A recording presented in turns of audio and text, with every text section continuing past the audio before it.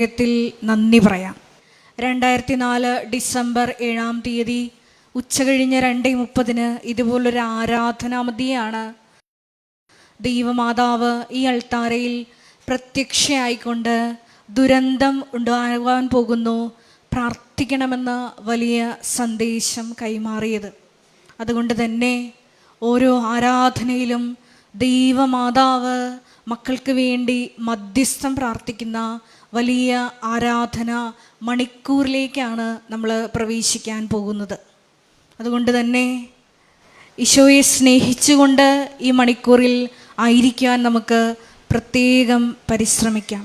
വിശുദ്ധ യോഹന്നാൻ്റെ സുവിശേഷത്തിൽ നമ്മൾ വായിക്കുന്നത് പോലെ ആർക്കെങ്കിലും ദാഹിക്കുന്നുണ്ടെങ്കിൽ എൻ്റെ അടുക്കൽ വരട്ടെ, എന്നിൽ വിശ്വസിക്കുന്നവൻ്റെ ഹൃദയത്തിൽ നിന്ന് വിശുദ്ധ ലിഖിതം പ്രസ്താവിക്കുന്നത് പോലെ ജീവജലത്തിൻ്റെ അരുവികൾ ഒഴുകും. ആരെല്ലാം ആഗ്രഹിച്ച് ദാഹിച്ച് ക്രിസ്തുവിനെ സ്വന്തമാക്കാൻ ആഗ്രഹിച്ച് പ്രാർത്ഥിക്കുന്നുവോ അവർക്കെല്ലാം വലിയ വലിയ കൃപകൾ ഈ ആരാധനയിലൂടെ ലഭിക്കും. അതുതന്നെയാണ് മത്തായിയുടെ സുവിശേഷം 6-ാം അധ്യായം 33-ാം തിരുവചനത്തിൽ നമ്മൾ വായിക്കുന്നത്. നിങ്ങൾ ആദ്യം അവിടുത്തെ രാജ്യവും അവിടുത്തെ നീതിയും അന്വേഷിക്കുവിൻ, ബാക്കിയുള്ളതെല്ലാം ചേർത്ത് നൽകപ്പെടും.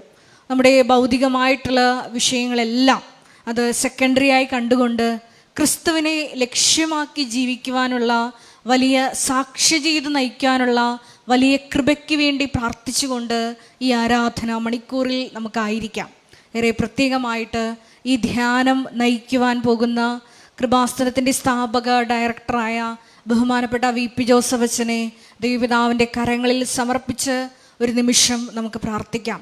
ആരെല്ലാം ഈ ഉടമ്പടി ധ്യാനത്തിൽ വിവിധ സമയങ്ങളിൽ പങ്കെടുത്ത് പ്രാർത്ഥിക്കുന്നുവോ അവർക്കെല്ലാം ആവശ്യമായിട്ടുള്ള വചനങ്ങൾ, അവരുടെ ജീവിതത്തെ വിശുദ്ധീകരിക്കാനും ശക്തീകരിക്കാനും ആവശ്യമായിട്ടുള്ള വചനങ്ങൾ അച്ഛൻ്റെ അധരങ്ങളിലൂടെ പ്രദാനം ചെയ്യപ്പെടാനുള്ള വലിയ കൃപയ്ക്ക് വേണ്ടി ഒരു നിമിഷം നമുക്ക് പ്രാർത്ഥിക്കാം.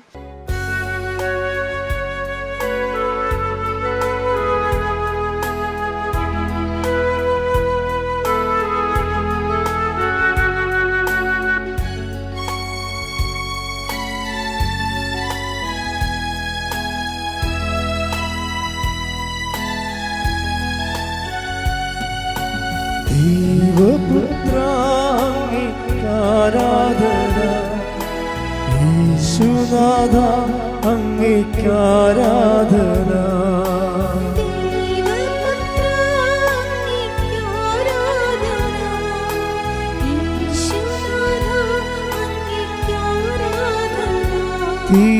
തിരുസന്നിധിയിൽ ഇന്നു വന്നിടുവാൻ കൃപ നൽകിയതാ അങ്ങേക്കാരാധന.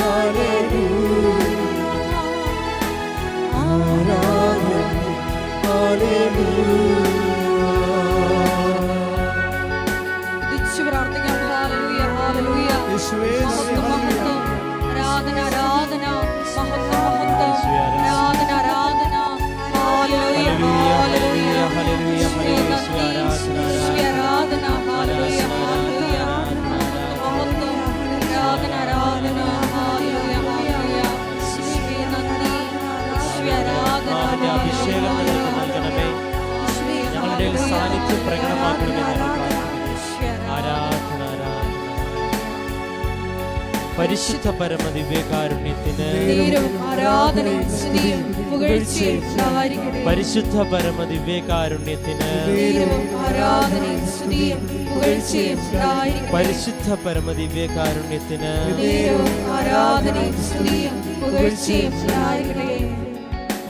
സമാധാന പ്രഭുവേ ആരാധന, ആശ്വാസപ്രദനേ ആരാധന.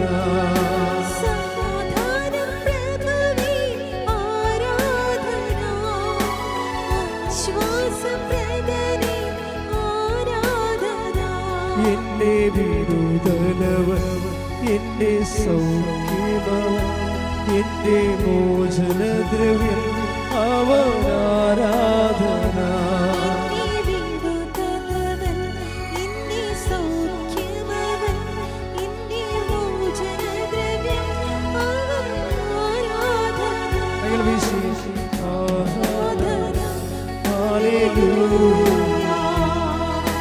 ആരാധന, ഹല്ലേലൂയ, ആരാധന, ഹല്ലേലൂയ, ആരാധന, ഹല്ലേലൂയ, ആരാധന, ഹല്ലേലൂയ, ആരാധന, ഹല്ലേലൂയ.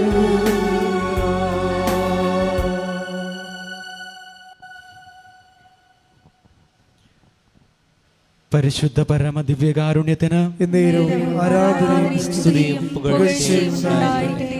പരിശുദ്ധ പരമ ദിവ്യകാരുണ്യത്തിന് ആരാധനയും സ്തുതിയും പുകഴ്ചയും ഉണ്ടായിരിക്കട്ടെ. പരിശുദ്ധ പരമ ദിവ്യകാരുണ്യത്തിന് ആരാധനയും സ്തുതിയും പുകഴ്ചയും ഉണ്ടായിരിക്കട്ടെ. സ്നേഹം നിറഞ്ഞവരെ, കൃപാസന പ്രത്യക്ഷീകരണ മധ്യസ്ഥ പ്രാർത്ഥനയിലേക്ക് നമുക്ക് പ്രവേശിക്കാം. അമ്മേ, പരിശുദ്ധ അമ്മേ, അമ്മേ പരിശുദ്ധമേ, ദൈവമാതാവേ, ദൈവമാതാവേ, കൃപാസനത്തിലൂടെ ഞങ്ങൾക്കും ഞങ്ങളുടെ ദേശത്തിനും അമ്മ മാധ്യസ്ഥം തേടിത്തന്ന എല്ലാ അനുഗ്രഹങ്ങൾക്കും കൃപകൾക്കും ഞങ്ങളിപ്പോൾ ഹൃദയം നിറഞ്ഞ നന്ദി പറയുന്നു. നമുക്ക് എല്ലാവർക്കും ഉച്ചത്തിൽ സ്തുതിച്ചുകൊണ്ട് പ്രാർത്ഥിക്കാം. വിശ്വസിക്കുന്നു അങ്ങയുടെ സന്നിധിയിലായിരുന്നു ആരാധിക്കുകയും സ്തുതിക്കുകയും മഹത്വപ്പെടുത്തുകയും യേശുവേ, സ്തുതി, ആരാധന. ഹല്ലേലൂയ, ഹല്ലേലൂയ, ഹല്ലേലൂയ, ഹല്ലേലൂയ, ഹല്ലേലൂയ, ആരാധന, ആരാധന, ഹല്ലേലൂയ, ആരാധന, ഹല്ലേലൂയ, ആരാധന, ഹല്ലേലൂയ. പരിശുദ്ധ പരമ ദിവ്യകാരുണ്യത്തിന് ആരാധനയും സ്തുതിയും പുകഴ്ചയും ഉണ്ടായിരിക്കട്ടെ. പരിശുദ്ധ പരമ ദിവ്യകാരുണ്യത്തിന് ആരാധനയും സ്തുതിയും പുകഴ്ചയും ഉണ്ടായിരിക്കട്ടെ. പരിശുദ്ധ പരമ ദിവ്യകാരുണ്യത്തിന് ആരാധനയും സ്തുതിയും പുകഴ്ചയും ഉണ്ടായിരിക്കട്ടെ. അമ്മേ, പരിശുദ്ധ അമ്മേ, അമ്മേ പരിശുദ്ധ അമ്മേ, ദൈവമാതാവേ, 2004 ഡിസംബർ 7-ാം തീയതി ഉച്ചകഴിഞ്ഞ് 2:30 കൃപാസനത്തിൽ സംഭവിച്ച അമ്മയുടെ പ്രത്യക്ഷപ്പെടലിനെ കുറിച്ച് തിരുസഭയ്ക്ക് സമർപ്പിച്ചിരിക്കുന്ന പഠനരേഖകളുടെ വസ്തുനിഷ്ഠവും ദൈവശാസ്ത്ര വിധിപ്രകാരമുള്ളതുമായ അന്വേഷണ പഠനങ്ങൾ നടത്തി ആ പ്രത്യക്ഷപ്പെടലിലൂടെ പ്രകടമായ ദൈവമാതാവിന്റെ പ്രത്യേക കരുതലും സംരക്ഷണവും വെളിപ്പെടുത്തുന്ന പീഡിതരുടെ ആശ്വാസവും പ്രവാചകന്മാരുടെ രാജ്ഞിയും വാഗ്ദാനത്തിന്റെ പേടകവും പ്രപഞ്ച പ്രകൃതിയുടെ മാതാവുമായ പരിശുദ്ധ അമ്മയുടെ ഭക്തി തിരുസഭയിൽ കൂടുതൽ പ്രചരിച്ച് ജീവിതത്തിന്റെ ദുരിത ദുരന്ത അവസ്ഥകളിൽ അകപ്പെട്ട് കഴിയുന്ന അനേകായിരം മക്കൾ ദൈവത്തിന്റെ സാന്നിധ്യവും സന്ധിപ്പും കൂടുതൽ അനുഭവിക്കുക വഴി ആത്മീയ വിശുദ്ധി ആത്മീയ വിശുദ്ധിയും ദൈവശക്തിയും കൈവരിക്കുവാൻ ഞങ്ങളുടെ കുടുംബങ്ങളെ ഇടയാക്കണമേ. നമുക്കൊന്ന് ചേർന്ന് സ്തുതിച്ച് പ്രാർത്ഥിക്കാം. Hallelujah, hallelujah. ജീവിക്കുന്നവനായിട്ട് ഞങ്ങളുടെ മുമ്പിൽ എഴുന്നള്ളി വന്നിരിക്കുന്ന കർത്താവായ ദൈവമേ, കൂടുതൽ വിശ്വാസത്തിൽ പ്രാർത്ഥിക്കുവാനായിട്ട് ഞങ്ങൾ ഈ നിമിഷം ഒരുക്കണമേ. ഹല്ലേലൂയ.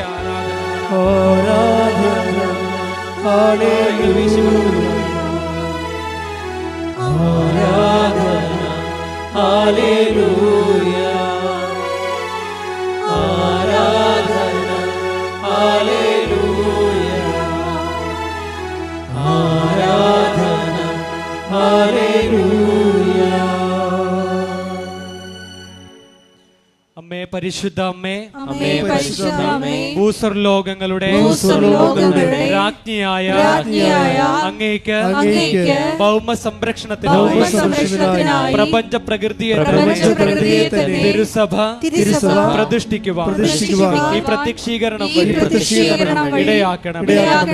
പരിശുദ്ധ അമ്മേ, ജപമാല മാതാവ്, സകല കൃപാസന പ്രാർത്ഥനകളോടും ചേർന്ന് ഞങ്ങളിപ്പോൾ പ്രാർത്ഥിക്കുന്നു ഈ കുടുംബത്തിന്റെ പ്രത്യേക നിയോഗങ്ങളും മൗനമായി നിന്നുകൊണ്ട് നമുക്ക് പരിശുദ്ധ അമ്മയുടെ സന്നിധിയിൽ ദൈവതിരുകുമാരന്റെ പ്രത്യേക മധ്യസ്ഥം പ്രാർത്ഥിച്ചുകൊണ്ട് നമ്മുടെ പ്രാർത്ഥനകളും നിയോഗങ്ങളും സമർപ്പിക്കാം.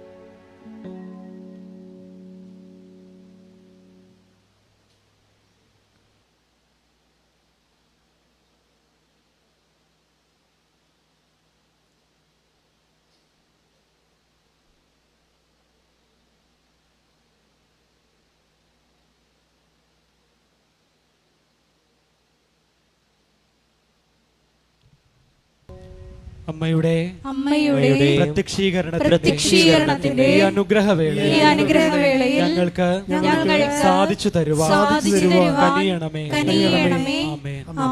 നമുക്കൊന്ന് ചേർന്ന് സ്തുതിച്ച് പ്രാർത്ഥിക്കാം. ഹല്ലേലൂയ. ആരാധന കർത്താവേ, സ്തുതിക്കുന്നു. അങ്ങയുടെ നാമത്തിന് സ്തുതിയും പുകഴ്ചയും ഉണ്ടായിരിക്കട്ടെ. ഹല്ലേലൂയ. ആരാധന ആരാധന ആരാധന. സ്തുതിക്കുന്നു കർത്താവേ. ഹല്ലേലൂയ, ഹല്ലേലൂയ, ഹല്ലേലൂയ, ഹല്ലേലൂയ, ഹല്ലേലൂയ. യേശുവേ നന്ദി. ഹല്ലേലൂയ, ഹല്ലേലൂയ.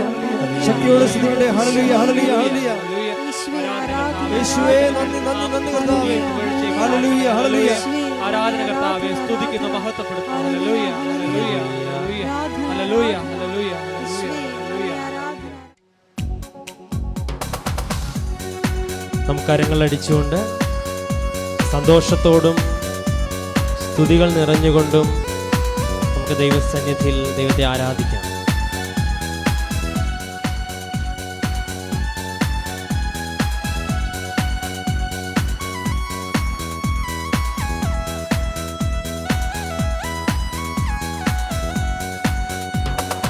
അഭിഷേകം, അഭിഷേകം, ദിവ്യകാരുണ്യത്തിൻ അഭിഷേകം,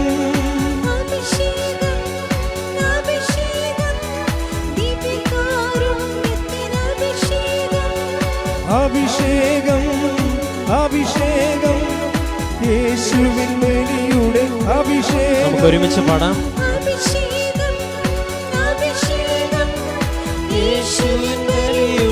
അഭിഷേകം തിരുമാംസനിടം പകരുന്നു, സാത്താൻ തകർന്നു വീഴുന്നു, മക്കൾ മോചിതരാകുന്നു, ബലിയുടെ യോഗ്യത പകരുന്നു. അഭിഷേകം, അഭിഷേകം, ദിവ്യകാരുണ്യത്തിൻ അഭിഷേകം, അഭിഷേകം, അഭിഷേകം, യേശുവിൻ അഭിഷേകം, അഭിഷേകം, അഭിഷേകം, യേശുവിൻ ബലിയുടെ അഭിഷേകം. സ്തുതിക്കട്ടെ. ഹല്ലേലൂയ, ഹല്ലേലൂയ. യേശുവേ, ആരാധന ആരാധന.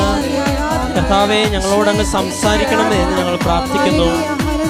ഞങ്ങൾക്ക് സൗഖ്യം നൽകുന്ന ദൈവമേ, ഞങ്ങൾക്ക് അഭിഷേകം നൽകുന്ന ദൈവമേ, ഞങ്ങൾക്ക് സാന്നിധ്യം നൽകുന്ന ദൈവമേ, അങ്ങയുടെ ദിവ്യകാരുണ്യ സാന്നിധ്യത്തിന്റെ തണലിലായിരിക്കുന്ന ഞങ്ങൾക്ക് അഭിഷേകം കൊണ്ട് നിറയ്ക്കണമേ, ദൈവാനുഭവം കൊണ്ട് നിറയ്ക്കണമേ എന്ന് ഞങ്ങൾ സ്തുതിച്ച് പ്രാർത്ഥിക്കുന്നു.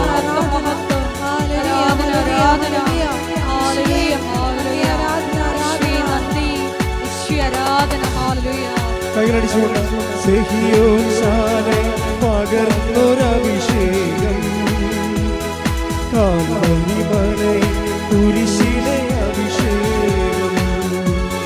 സെഹിയോൻ ശാലെ പകർന്നൊരഭിഷേകം, കാൽവരി മലയിൽ കുരിശിലെ അഭിഷേകം. എമ്മാവൂസിൽ കുർബാന അഭിഷേകം, തിബേരിയാസിൽ തീരത്തെ അഭിഷേകം. എമ്മാവൂസിൽ കുർബാന അഭിഷേകം, തിബേരിയാസിൽ തീരത്തെ അഭിഷേകം. കുർബാന അഭിഷേകം, ബലിയുടെ അഭിഷേകം. പകരണമേ പകരണമേ ഞങ്ങളിലിപ്പോൾ പകരണമേ, പകരണമേ പകരണമേ ഞങ്ങളിലിപ്പോൾ പകരണമേ. അഭിഷേകം അഭിഷേകം ദിവ്യകാരുണ്യത്തിന് അഭിഷേകം, അഭിഷേകം അഭിഷേകം യേശുവിൻ ബലിയുടെ അഭിഷേകം. സ്തുതിക്കട്ടെ. ഹല്ലേലൂയ കർത്താവേ, അഭിഷേകം നൽകണമേ. ഈ വിശുദ്ധ ആരാധനയിൽ പങ്കെടുക്കുവാനുള്ള അഭിഷേകം നൽകണമേ. ഞങ്ങൾക്ക് ആവശ്യമായ വചനങ്ങൾ ബഹുമാനപ്പെട്ട ജോസഫ് അച്ഛനിലൂടെ നൽകുവാനായിട്ട് ബഹുമാനപ്പെട്ട അച്ഛന് ആവശ്യമായ അഭിഷേകവും കൃപയും കൊണ്ട് നിറയ്ക്കണമേ. ഈ ആരാധനയിൽ പങ്കെടുക്കുന്ന ഓരോ വ്യക്തിയും കർത്താവിന്റെ വചനത്തിന്റെ അഭിഷേകത്തിൽ നിറയുവാൻ ഇടവരുത്തണമേ എന്ന് ഞങ്ങൾ പ്രാർത്ഥിക്കുന്നു. ഹല്ലേലൂയ.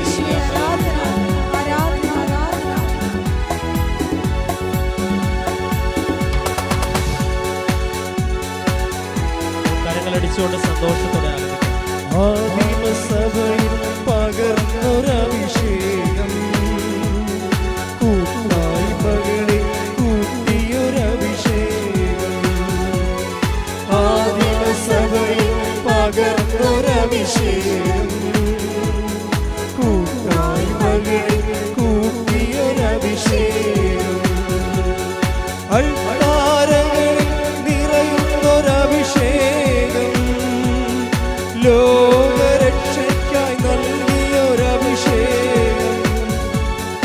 അൾത്താരകളിൽ നിറയുന്നൊരഭിഷേകം, ലോകരക്ഷയ്ക്കായി നൽകിയൊരഭിഷേകം. കുർബാന അഭിഷേകം, ബലിയുടെ അഭിഷേകം. പകരണമേ പകരണമേ ഞങ്ങളിലിപ്പോൾ പകരണമേ, പകരണമേ പകരണമേ ഞങ്ങളിലിപ്പോൾ പകരണമേ. അഭിഷേകം അഭിഷേകം ദിവ്യകാരുണ്യത്തിന് അഭിഷേകം, അഭിഷേകം അഭിഷേകം യേശുവിൻ ബലിയുടെ അഭിഷേകം. സ്തുതിച്ചു പ്രാർത്ഥിക്കാം. Hallelujah hallelujah. ഈശോയുടെ ഷക്കീന ടെലിവിഷനിലൂടെയും ഷാലോൺ ടെലിവിഷനിലൂടെയും ഈ ആരാധനയിൽ പങ്കെടുത്ത് പ്രാർത്ഥിക്കുന്ന മുഴുവൻ ദൈവമക്കളുടെ നിയോഗങ്ങള് ഈ അൾത്താരയിൽ സമർപ്പിച്ചു പ്രാർത്ഥിക്കുന്നു. വിശുദ്ധ അമ്മയുടെ പ്രതിഷീകരണത്തിന്റെ സ്ഥിര സാക്ഷികളാക്കി മക്കളെ പ്രാർത്ഥിക്കുന്നു. Hallelujah hallelujah. മഹത്വം മഹത്വം. ആരാധന ആരാധന. ഹല്ലേലൂയ ഹല്ലേലൂയ ഹല്ലേലൂയ യേശുവേ. ഹല്ലേലൂയ ഹല്ലേലൂയ ഹല്ലേലൂയ ഹല്ലേലൂയ ഹല്ലേലൂയ ഹല്ലേലൂയ ഹല്ലേലൂയ ഹല്ലേലൂയ യേശുവേ. ഹല്ലേലൂയ.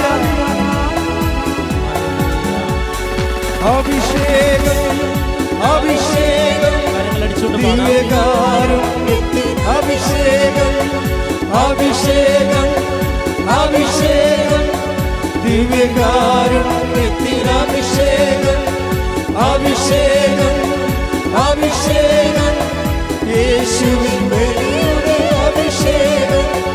തിരുവാസനം പകരുന്നു, സാത്താൻ തകർത്തു വീഴുന്നു, മക്കൾ മോചിതരാകുന്നു.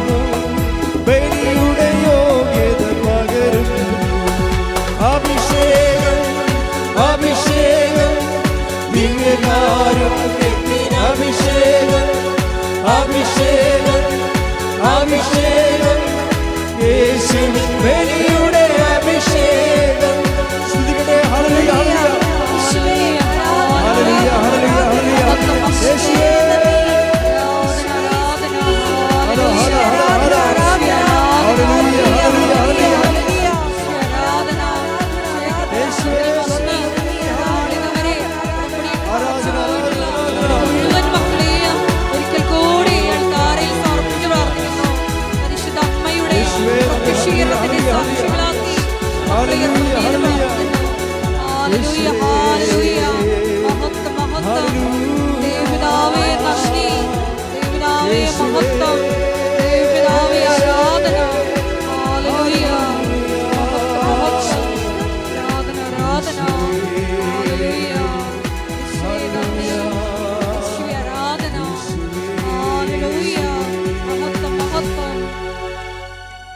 എൻ്റെ പ്രിയപ്പെട്ടവരെ, നമ്മൾ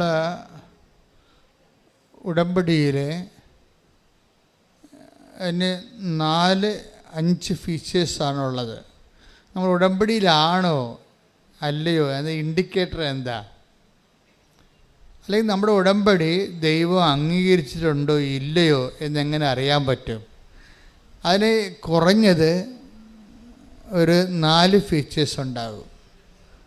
ഒന്ന്, നിങ്ങൾക്കൊരു സങ്കടം വരികയാണെങ്കിൽ കമ്മ്യൂണിക്കേഷൻ ലെവലുണ്ടാവും. ഉടനെ കമ്മ്യൂണിക്കേഷൻ വരും. സാന്ത്വനത്തിൻ്റെ ദൈവജനത്തിൻ്റെ പ്രത്യേകതയാണ് സാന്ത്വനം. അപ്പോൾ സാന്ത്വനത്തിൻ്റെ ഒരു കമ്മ്യൂണിക്കേഷൻ. അതുകൊണ്ടാണ് നിങ്ങളോട് എപ്പോഴും അരമണിക്കൂർ ബൈബിൾ വായിക്കണമെന്ന് പറയത്തില്ലേ? ഈ ആൾക്ക് സാന്ത്വനം കിട്ടുമ്പോൾ നമുക്കറിയാമല്ലോ, വേർഡ് ഓഫ് ഗോഡിലൂടെ മാത്രമേ ദൈവം കമ്മ്യൂണിക്കേറ്റ് ചെയ്യത്തുള്ളൂ സാധാരണ. അത് നിങ്ങൾക്ക് ആ ദൈവത്തിൻ്റെ സാന്ത്വനം കിട്ടാൻ വേണ്ടിയാണ് നിങ്ങൾ വചനം അരമണിക്കൂർ വെച്ച് എല്ലാ ദിവസവും വായിക്കാൻ പറയണത്. ഇൻ കേസ് എന്തെങ്കിലും കാഷ്വാലിറ്റി ഉണ്ടായി നിങ്ങൾ പെട്ടുപോയാൽ ദൈവത്തിൻ്റെ മനസ്സ് നിങ്ങളോട് പറയണത് വചനത്തിൻ്റെ മീഡിയ ഉപയോഗിച്ചിട്ടായിരിക്കും. അതുകൊണ്ടാണ് നിങ്ങളോട് പറയണത് നിങ്ങൾ അരമണിക്കൂർ വചനം വായിക്കണം. ഇഷ്ടമുള്ള സ്ഥലത്ത് നിന്ന് വായിക്കാം, അല്ല ആദ്യം മുതൽ അവസാനം വരെ വായിക്കണമെന്ന് നിർബന്ധമില്ല. തുറക്കുമ്പോൾ സങ്കീർത്തനമോ സുവിശേഷമോ എന്താണ് നിങ്ങൾക്ക് ദൈവം തരണത് അത് വായിക്കണം. വായിക്കുമ്പോൾ മനസ്സിലാകാതിരിക്കുന്ന ഒരു പ്രശ്നവും ഇല്ല. അത് ഈ കത്തോലിക്കർ മാത്രമേ പറയത്തുള്ളൂ മനസ്സിലാകണില്ലെന്ന്. ബാക്കി എല്ലാവരും പറയും പെട്ടെന്ന് മനസ്സിലാകുന്നുണ്ടെന്ന് പറയും. അത് നിങ്ങൾ അന്വേഷിച്ചാൽ മതി എന്താ കാര്യമെന്ന്. ഇത് വായിക്കാൻ ഭയങ്കര പാടാണ്, മനസ്സിലാകുന്നില്ലെന്ന് കൂടുതൽ എന്നോട് പറഞ്ഞിരിക്കുന്നത് എല്ലാം കത്തോലിക്കരാണ്. പെട്ടെന്ന് മനസ്സിലാകുമെന്ന് പറയുന്നത് ഹൈന്ദവ സഹോദരങ്ങളാണ്. എന്താ കാര്യത്തിനാൽ ഇതിൻ്റെ മനസ്സിലാകേണ്ടതൊരു അഭിഷേക തലമുണ്ട്. അതിന് ഒരു അഭിഷേക തലമുണ്ട്. ദൈവം നമ്മളോട് കമ്മ്യൂണിക്കേറ്റ് ചെയ്യണമെന്നാണ്. അതിന് ഉപയോഗിക്കുന്ന ലളിതമായ വാക്കുകളാണ് ബൈബിളിലുള്ളത്. ഞാൻ ഈ ദിവസം അനു വിജയൻ്റെ ഒരു സാക്ഷ്യം കേൾക്കിയിരുന്നു. അപ്പോൾ അനു വിജയനെ സംബന്ധിച്ചിടത്തോളം അവൾ പണയം വെച്ച് വീട്ടിലുണ്ടായിരുന്ന സ്വർണ്ണമാല പണയം വെച്ച് ഉടമ്പടി എടുത്ത ആളാണ്. അപ്പോൾ അതിൻ്റെ അകത്ത് ഇൻവെസ്റ്റ്മെൻറ്റ് അപ്പം തന്നെ അതിൻ്റെ അകത്ത് ചോദ്യം ചെയ്യപ്പെടാത്ത ഇൻവെസ്റ്റ്മെൻറ്റായി. ഇതിൻ്റെ ഇൻവെസ്റ്റ്മെൻറ്റ് ലെവൽ സത്യസന്ധമായാൽ പെട്ടെന്ന് അടയാളങ്ങൾ സ്പീഡപ്പാകും. ദൈവത്തിന് ഒരു സംശയം തോന്നരുത്. ഓരോരുത്തരൊക്കെ ഉടമ്പടി എടുക്കുന്നുണ്ട്, ഇനിയിപ്പോൾ അതിൻ്റെ കുറവൊന്നും വേണ്ട, എന്നാൽ നമുക്ക് ആലപ്പുഴ പോയേക്കാം എന്നൊക്കെ വിചാരിച്ച് അങ്ങനെ ഉടമ്പടി എടുക്കുന്നവരുണ്ട്. അപ്പോൾ അതിൻ്റെ ദൈവത്തിന് അറിയാം അതൊരു ഫേക്ക് കേസാണ്. അവർക്ക് ഇതുകൊണ്ട് വലിയ അത്യാവശ്യമൊന്നുമില്ല, അവർക്ക് അത്ര ഉണ്ട് വലിയ ഇതിനകത്ത് ആശ്രയിക്കണമെന്നുമില്ല. ഇപ്പോൾ എല്ലാവരുമൊക്കെ എടുക്കുന്നുണ്ടല്ലോ, കൂട്ടുകാരും നാട്ടുകാരൊക്കെ എടുക്കുന്നുണ്ട്. ഇനിയിപ്പോൾ അതിൻ്റെ ഒരു കുറവ് നമുക്കുണ്ടാവേണ്ടെന്ന് വിചാരിച്ചുകൊണ്ട് ഒരു സാധാരണ ലെവലിലെടുക്കും. അപ്പോഴും ദൈവത്തെ നമ്മൾ ശ്രദ്ധിക്കേണ്ടതേ, എപ്പോഴും ഉടമ്പടി ശ്രദ്ധിക്കേണ്ടത് ഇത് എപ്പോഴും അച്ഛൻ പറഞ്ഞ ഒരേ വാക്കാണ്, ഇതൊരു ബൈലാറ്ററൽ എഗ്രിമെൻ്റാണ്. ഉഭയകക്ഷി ആയിട്ടുള്ളൊരു ധാരണാപത്രമാണ്. എന്ന് വെച്ച് കഴിഞ്ഞാൽ നമ്മളൊരു കക്ഷിയാണ് അവിടെ. പ്രാർത്ഥനയും നമ്മളൊരു കക്ഷിയല്ല, ആർക്കും വേണ്ടി പ്രാർത്ഥിക്കാം. അതിനകത്ത് കമ്മിറ്റ്മെൻറ്റ്സ് ഒന്നുമില്ല,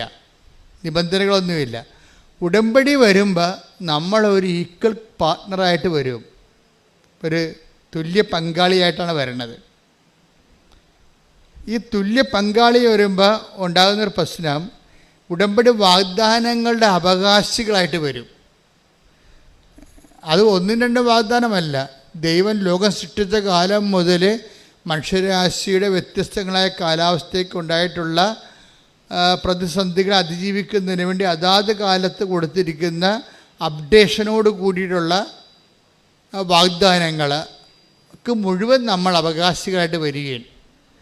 അപ്പോൾ ഉടമ്പടി എടുക്കുമ്പോൾ നമുക്ക് സാധാരണ പ്രാർത്ഥിക്കുന്ന പോലെ പ്രാർത്ഥിക്കുമ്പോൾ ഇതിനെക്കുറിച്ച് we are not bother about it. അറിയത്തില്ല നമുക്ക് ഇതിൻ്റെ അകത്ത് എന്ത് പ്രാർത്ഥിക്കുമ്പോൾ ഒരു വിഷയം വന്ന് നമ്മൾ പ്രാർത്ഥിച്ചു, അത്രേ ഉള്ളൂ. അത് കിട്ടിയാൽ കിട്ടും, അല്ലെങ്കിൽ പോകാം. പക്ഷേ ഉടമ്പടി അത് പോകത്തില്ല, പോകേണ്ട കാര്യമില്ല. കാര്യം അത് ബൈലാറ്ററൽ എഗ്രിമെൻറ്റാണ്. പിന്നെ നമുക്ക് വരുന്ന ഒരു സീരിയസ്നെസ് എന്ന് പറയണത്, നമ്മൾ ഉടമ്പടിയിൽ നമ്മൾ ആ നിബന്ധനകളെ കൃത്യമായിട്ട് പാലിച്ചെന്ന് നമ്മൾ ഉറപ്പ് വരുത്തണം. അപ്പോൾ ഉറപ്പ് വരുമ്പോൾ നമ്മുടെ ക്ലെയിം കൂടിക്കൊണ്ടിരിക്കും. അങ്ങനെ ക്ലെയിം. അതുകൊണ്ടാണ് ഞാൻ ഈ അച്ഛൻ പറഞ്ഞത് കണ്ണ് കാണാൻ പാലാത്തവരൊക്കെ ഒന്ന് ഉടമ്പടി എടുക്കണമെന്ന് പറഞ്ഞതിൻ്റെ കാര്യം. അവരാദ്യം കണ്ണ് കാണാൻ വേണ്ടി പ്രാർത്ഥിക്കും. ബൈബിൾ ഇപ്പോൾ എൻ്റെ അടുത്ത് വരും, ബൈബിൾ വായിച്ചാൽ ഇല്ല കണ്ണ് കാണാൻ പാടില്ല. ഞാൻ പറഞ്ഞ് വീട്ടിലിരിക്കാൻ വല്ല കാര്യമുണ്ടോ കെട്ടിയെടുത്തിട്ട് വരാൻ? അല്ല, കണ്ണ് കാണാൻ പാടില്ലാത്തവരും ഉടമ്പടി എടുക്കരുത്. എടുക്കുകയാണെങ്കിൽ മര്യാദക്ക് വീട്ടിൽ കണ്ണ് കാണാവുന്ന ആൾക്കാരെ കൊണ്ട് വചനം വായിച്ച് കേൾക്കണം, അല്ലാതെ അഭ്യാസം കാണിക്കരുത്. കണ്ണ് കാണാവുന്ന പേരക്കിടാക്കളില്ലേ, അവരെ കൊണ്ട് ബൈബിൾ വായിച്ച് അരമണിക്കൂർ കേൾക്കാമെങ്കിൽ മാത്രമേ ഈ പരിപാടിക്ക് ഇറങ്ങാവൂ. കാര്യം വെച്ചാൽ ഇതിൻ്റെ കമ്മ്യൂണിക്കേഷൻ ലെവൽ വരുമ്പോൾ ഉടമ്പടി ദൈവം ഏത് സമയത്ത് നമ്മളോട് സംസാരിക്കും. ആ സംസാരിക്കുമ്പോൾ ചിലപ്പോൾ അടയാളങ്ങൾ കാണും, ചിലപ്പോൾ സ്വപ്നങ്ങൾ കാണും. ഇതൊന്നും ഒരു പുത്തരിയല്ല, ഒരു പഞ്ഞമുള്ള കാര്യമല്ല. ഉടമ്പടി കമ്മ്യൂണിക്കേഷൻ്റെ പദ്ധതിയാണ്. ദൈവം എങ്ങനെ കാണിക്കും? ദൈവത്തിൻ്റെ മനസ്സിലിരിപ്പ്, കർത്താവിൻ്റെ മനസ്സിലുള്ള കാര്യങ്ങൾ നമ്മളെ ധരിപ്പിക്കുന്നതിനാണ് ദൈവം സ്വപ്നം ഉപയോഗിക്കും, ദർശനം ഉപയോഗിക്കും, അടയാളം ഉപയോഗിക്കും. പിന്നെ ഞാൻ കൂടെയുണ്ട്, നീ ഇപ്പം സങ്കടമാണെങ്കിലും അത് മാറിക്കൊള്ളും, നീ വെയിറ്റ് ചെയ്യാൻ പറഞ്ഞ സ്വർഗീയ സുഗന്ധമായിട്ട് അനുഭവിക്കാൻ പറ്റും. ഇത് ഒരു ദിവസം ഒരു 5-10 സാക്ഷ്യം എടുത്ത് 5-ൻ്റെതും കമ്മ്യൂണിക്കേഷനുണ്ട്. ഇതിനൊന്നും ഒരു സീനിയോറിറ്റി ഒന്നും അല്ല പ്രശ്നം, ഫിഡലിറ്റിയാണ് പ്രശ്നം.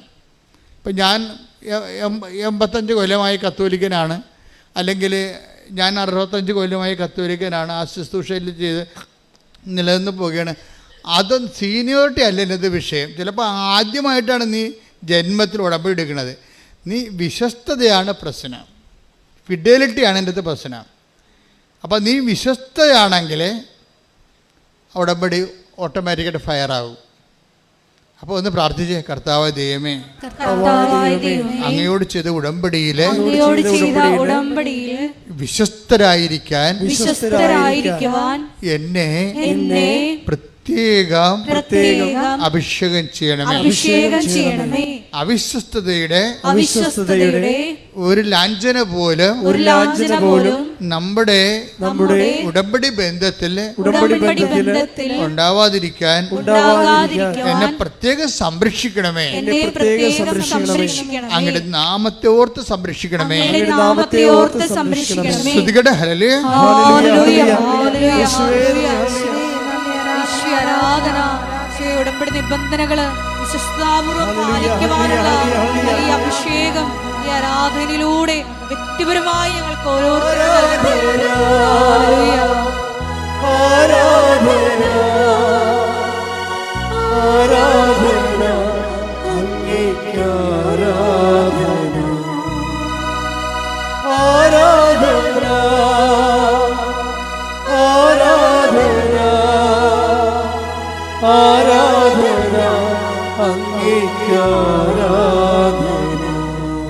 പരിശുദ്ധ പരമ ദിവ്യകാരുണ്യത്തിന് എന്നേരവും ആരാധനയും സ്തുതിയും പുകഴ്ചയും ഉണ്ടായിരിക്കട്ടെ. പരിശുദ്ധ പരമ ദിവ്യകാരുണ്യത്തിന് എന്നേരവും ആരാധനയും സ്തുതിയും പുകഴ്ചയും ഉണ്ടായിരിക്കട്ടെ. അപ്പോൾ ഈ അനുവിജയൻ ഈ ടൈം ഷോർട്ടണിങ്ങിൻ്റെ ഒരു നല്ല സാക്ഷ്യമാണ്. ഒരാൾക്കാർക്ക് ഉടമ്പടി എടുക്കുമ്പോൾ അവർ സിൻസിയർ, ഞാൻ നേരത്തെ പറഞ്ഞത് എന്താണ്, ആദ്യം പറഞ്ഞത് എന്താണ്, ഫിഡലിറ്റി, പിന്നെ വരുന്നത് സിൻസിയറിറ്റിയാണ്. എന്ന് വെച്ച് കഴിഞ്ഞാൽ ആത്മാർത്ഥതയും വിശ്വസ്തതയുമാണ് ഇത് ഫയറാക്കണത്. അല്ലാതെ നിങ്ങൾക്ക് ആർക്കും പോയി നിലവിളിച്ചിട്ട് കാര്യമൊന്നുമില്ല. ഇപ്പോൾ ചില ആൾക്കാർക്ക് വിചാരിക്കും നിലവിളിച്ച് ദൈവത്തെ പഠിപ്പിക്കാവുന്ന ഒരു കണിയും നടക്കത്തില്ല. നിങ്ങളുടെ നിലവിളി കുറേ ദൈവം കണ്ടിട്ടുള്ളതാണ്. കാര്യം കണ്ടു കഴിയുമ്പോൾ നിങ്ങൾ തോന്നിയ ദിവസം കാണിക്കണം, ദൈവം കണ്ടിട്ടുള്ളതാണ്. അപ്പോൾ ഈ കണ്ണീര് കള്ളക്കണ്ണീരാണെന്നുള്ളത് കാര്യം. ഒരിക്കൽ കണ്ണീരിട്ട് കാര്യം സാധിച്ചതിന് ശേഷം പിന്നീട് നിങ്ങൾ ദൈവത്തിനെതിരെ ജീവിക്കും. പിന്നെ കണ്ണീര് വരുമ്പോൾ ദൈവം പറയും ഇത് കള്ളക്കണ്ണീരാണ്, ഇപ്പോൾ കാര്യം കാണാൻ വേണ്ടിയുള്ള തൽക്കാലത്തേക്കുള്ള അഭ്യാസമാണെന്ന് പറയും. പറഞ്ഞ മനസ്സിലായില്ലേ? എന്നുവെച്ചാൽ ഒരിക്കൽ നിങ്ങൾ കണ്ണീരിട്ട് ദൈവത്തിലേക്ക് കാര്യം സാധിക്കും. അപ്പോൾ നിങ്ങൾക്ക് വിചാരിക്കും കരഞ്ഞ് പ്രാർത്ഥിക്കുമ്പോൾ ആന കൂനിയെന്നൊക്കെ പറയും, ബൈബിളൊക്കെ ഉണ്ട് കരഞ്ഞ് പ്രാർത്ഥിക്കണേക്കെ. പക്ഷെ നിങ്ങൾ കരഞ്ഞ് പ്രാർത്ഥിച്ച് ആ കാര്യം കണ്ടതിന് ശേഷം പിന്നെ നിങ്ങൾ ദൈവത്തെ മറക്കും, മറന്ന പോലെ ജീവിക്കും, അല്ലെങ്കിൽ മറന്ന പോലെ പെരുമാറും, മനുഷ്യത്വം പോലും ഇല്ലാത്ത മര്യാദയില്ലാതെ പെരുമാറും, പ്രാർത്ഥന ഇല്ലാതെ ജീവിക്കും. പിന്നെ ഒരു വിഷയം വരുമ്പോൾ നിങ്ങൾ കണ്ണീരിടും. അപ്പോൾ ദൈവം പറയുന്നത് കള്ളക്കണ്ണീരാണെന്ന് പറയും. അത് കള്ളക്കണ്ണീരെന്ന് പറഞ്ഞാൽ അങ്ങനെയാണ്. നമ്മൾ ലോകത്ത് കള്ളക്കണ്ണീരെന്ന് പറയണത് അഭിനയിപ്പിച്ച് ഗ്ലിസറിനടിച്ച് കരയണനാണ് കള്ളക്കണ്ണീരെന്ന് പറയുന്നത്. കണ്ണീര് വരുന്നില്ല എങ്കിലും ഏങ്ങി നിലവിൽ ചില ആൾക്കാരുണ്ടല്ലോ, ചില അപ്പന്മാരൊക്കെ മരിക്കുമ്പോൾ ഞാനൊരു 1600 പണമെടുത്ത് മരിപ്പെടുത്തിട്ടുണ്ട്. അപ്പോൾ ഈ ചില പെമ്മക്കളെ കെട്ടിച്ച് വിട്ടവളെ ആ ഒരു പോക്കും പോയി കളയും. പിന്നെ അപ്പനെയും നോക്കത്തില്ല, അമ്മനെയും നോക്കത്തില്ല. എന്നിട്ട് അവളൊക്കെ വല്ലപ്പോഴുമൊക്കെ അപ്പനൊക്കെ കിടപ്പായി കഴിയുമ്പോൾ ഒന്ന് ഇടയ്ക്കൊക്കെ വരും. വന്നിട്ട് എന്ത് ചെയ്യും, ചുറ്റും നടന്നുള്ള ബന്ധുക്കളെ മുഴുവൻ കാണും. ആദ്യം ആ ചെറിയ ബാഗും പിടിച്ചുകൊണ്ട് വാനിറ്റി ബാഗും പിടിച്ചു. ഇതിലെല്ലാം അയ്യോ അമ്മയുടെ കാര്യം കഷ്ടമാണ്, എന്ത് ചെയ്യാനാണ്, ഞാൻ കൊണ്ടുപോകാമെന്ന് വിചാരിക്കും. ഇവിടെ കൊണ്ടുപോകത്തില്ലേ? ഇങ്ങനെ കുറേ കിളവൻ ഭർത്താവൊക്കെ പറയും ഇവിടെ കൊണ്ടുപോകത്തില്ല, ചത്ത കൊണ്ടുപോകത്തില്ല, ഇവൾ കയറിയിട്ടില്ല. ഇപ്പം ചാകുമെന്ന് ഉറപ്പായപ്പോൾ ബന്ധുക്കളെല്ലാം ക്യാൻവാസ് ചെയ്യണവൾ. എന്താണ്, ഞാൻ വരുമ്പോൾ ഇനി അപ്പൻ്റെ അടുത്ത് പോയില്ലെങ്കിലും ബന്ധുക്കളടുത്ത് കൃത്യമായിട്ട് പോകും. അല്ലെങ്കിൽ വിളിച്ച് ബന്ധുക്കളോടൊക്കെ പറയും, ഓരോ കാര്യങ്ങൾ പറയും. അപ്പോഴങ്ങനെ വരുമ്പോൾ ബന്ധുക്കൾ ഓർക്കും ഇവരാണ് ഈ അപ്പനെ നോക്കണമെന്ന്, ഇവളാണ് ഈ അപ്പനെ നോക്കണമെന്ന് നോക്കും. എന്നിട്ട് മരിച്ചു കഴിയുമ്പോൾ ഒരു ഭയങ്കര കരച്ചിലുണ്ട്. കറുത്ത ഉടുപ്പൊക്കെ മേടിച്ച് വെച്ചിരിക്കണം അപ്പം മരിക്കാൻ വേണ്ടി, ആ സമയത്ത് ഇടാൻ വേണ്ടി. എന്നിട്ടൊരു വല്ലാത്ത കരച്ചിലുണ്ട്. അപ്പോൾ എനിക്കറിയാം, ഞാൻ ഇടവക വികാരി കാരണം ഇനി അപ്പനെ നോക്കി ആരാണ് അമ്മ നോക്കി ആരാണെന്നറിയാം. അപ്പോഴേ അവിടുത്തെ ആ മരുമകളായിരിക്കും അപ്പനെ നോക്കിയിരിക്കണം അവസാന കാലങ്ങളിൽ. അവളല്ല ഞാനാണ് നോക്കിയതെന്ന് പെണമെടുക്കാമെന്ന് ആൾക്കാർ ധരിപ്പിക്കാൻ വേണ്ടിയാണ് ഇവൾ കിടന്ന് മോങ്ങണം ഇപ്പോൾ ഈ അഭ്യാസം കാണിക്കണത്. അമ്മയാണ് മരിച്ചു കിടക്കണമെന്നുണ്ടെങ്കിൽ ആ കമന്നടിച്ച് അമ്മയുടെ പിണത്തിൻ്റെ അടുത്ത് വീണച്ച് കമ്മലടിച്ചിട്ട് പോകും. എന്തെല്ലാം അഭ്യാസങ്ങളാണ്. എല്ലാ പെമ്മക്കളും ഇങ്ങനെ പറയുകയല്ല, ഇതിനാണ് കള്ളക്കണ്ണീരെന്ന് പറയണത്. പക്ഷേ ബൈബിളിൽ കള്ളക്കണ്ണീരെന്ന് പറഞ്ഞാൽ അതല്ല. ബൈബിളിൽ കള്ളക്കണ്ണീരെന്ന് പറയണത് എന്താണ്? അതായത് നമ്മളൊരിക്കൽ കരഞ്ഞ് ദൈവത്തിലേക്ക് കാല് പിടിച്ച് കാര്യം കണ്ട്, എന്നിട്ട് നമ്മൾ തോന്നിയ മാസം ജീവിച്ച് ദൈവം ഇല്ലാത്ത പോലെ ജീവിച്ച്, പിന്നെ ഒരു ദിവസം ഒരു വിഷയം വരുമ്പോൾ പിന്നെ നമ്മൾ പഴയ ആ നമ്പർ എടുക്കും. അതിനാണ് കള്ളക്കണ്ണീരെന്ന് പറയുന്നത്. കാര്യം അപ്പോൾ ദൈവം പറയും, ദൈവം എപ്പോഴും ഇവിടെ നിങ്ങളെ എനിക്കറിയാമെന്ന് പറയും. ശ്രുതിക്കട്ടെ, ഹല്ലേലൂയ ഹല്ലേലൂയ ഹല്ലേലൂയ ഹല്ലേലൂയ യേശുവേ സ്തുതി, ഹല്ലേലൂയ ഹല്ലേലൂയ ഹല്ലേലൂയ.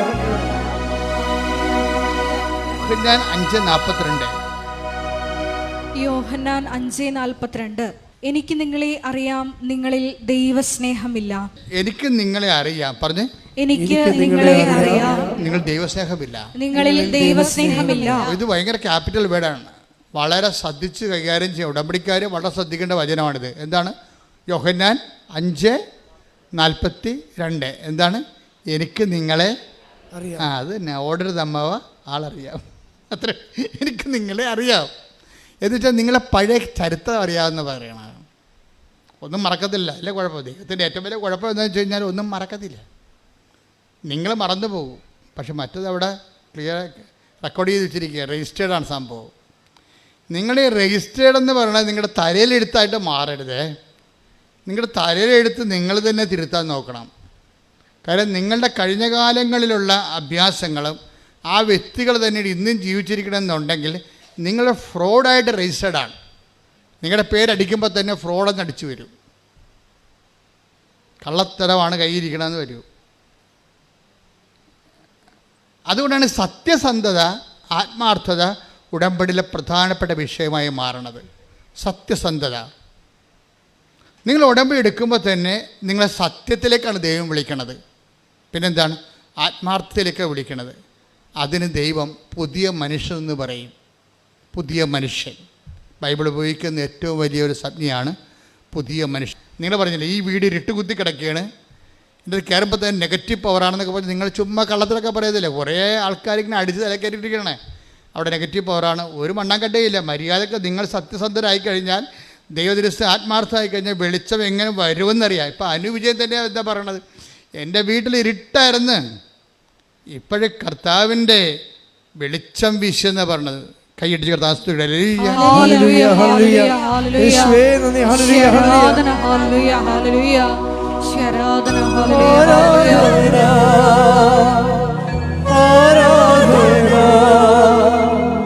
ആരാധന അങ്ങേയ്ക്കാരാധന, ആരാധന ആരാധന ആരാധന അങ്ങേയ്ക്കാരാധന. പരിശുദ്ധ പരമദിവ്യകാരുണ്യത്തിന് നേരവും ആരാധനയും സ്തുതിയും പുകഴ്ചയും ഉണ്ടായിരിക്കട്ടെ. വായിച്ചോളൂ.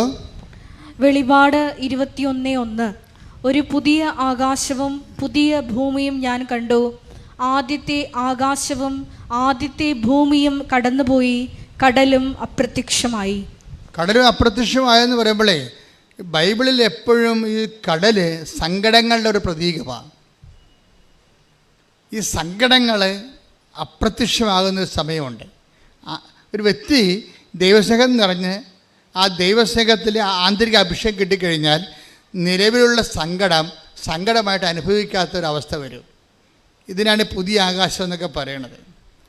നമ്മുടെ മുമ്പിലുള്ള അപ്പൻ രോഗിയായിട്ടായിരിക്കാം, ചിലപ്പോൾ രോഗം മാറി കാണത്തിലിരിക്കും, പക്ഷെ നമ്മൾ മാറി ആ രോഗത്തെ കാണാനുള്ള നിരാശ, സങ്കടം, അതുപോലെ തന്നെ ഡിപ്രഷൻ, ഇങ്ങനെ കുറേ സാധനങ്ങൾ മാറി പുതിയ ആകാശത്തിലേക്ക് വരികയാണ്. നമ്മൾ പ്രാർത്ഥിക്കുക. കർത്താവായ ദൈവമേ, കർത്താവായ ദൈവമേ, അങ്ങയോടുള്ള സ്നേഹത്താൽ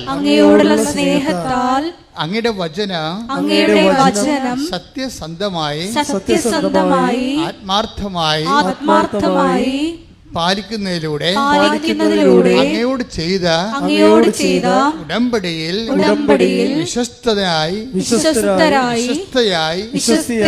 ജീവിക്കുന്നതിലൂടെ എനിക്ക് ദൈവസ്നേഹത്തിന്റെ ആന്തരിക അഭിഷേകം നൽകണമേ. ശ്രുതികട്ടെ. ഹല്ലേലൂയ ഹല്ലേലൂയ ഹല്ലേലൂയ. ഉടമ്പടി നിബന്ധനകള് പാലിക്കുന്നതിലൂടെ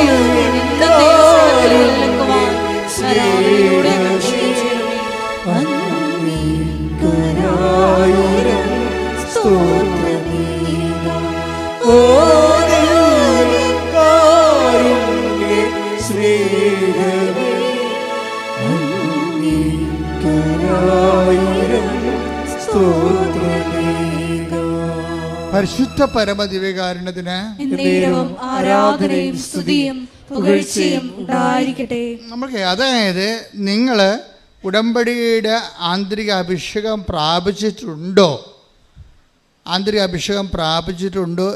ഇല്ലയോ എന്നറിയണമെങ്കിൽ നഷ്ടപ്പെടുമ്പോൾ ഒരു പത്രം നിങ്ങൾ കൊടുക്കുകയാണ്. അപ്പോൾ മഴയാണ്, ഓട്ടോറിക്ഷക്കാരുടെ അടുത്താണ് പോയി പത്രം കൊടുക്കണമെന്ന് വിചാരിച്ചോ? അല്ലെങ്കിൽ വീട്ടിൽ പത്രം കൊണ്ട് ഇറങ്ങിയപ്പോൾ അപ്പൻ നിങ്ങൾക്കെതിരാണ്.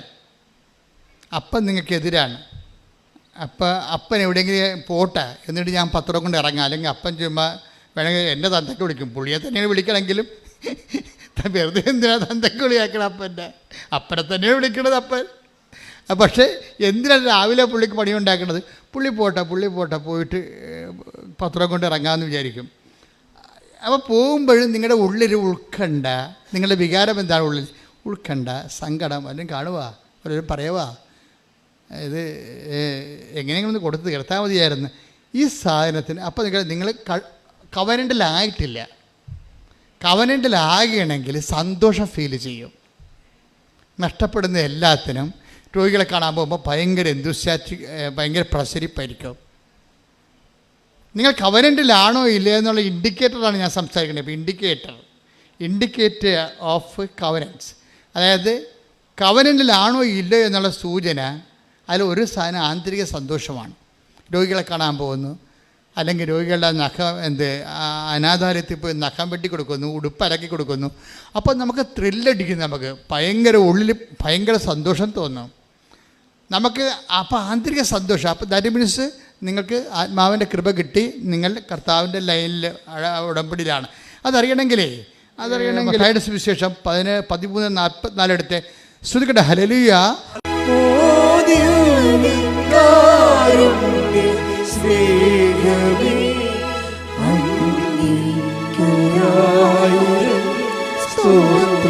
ഒരുമിച്ച് പാടുക.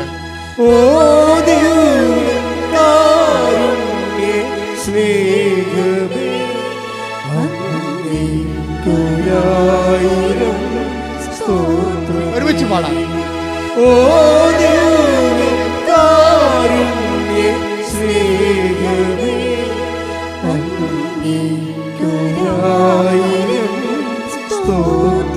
ഒരുമിച്ച് പാടാം.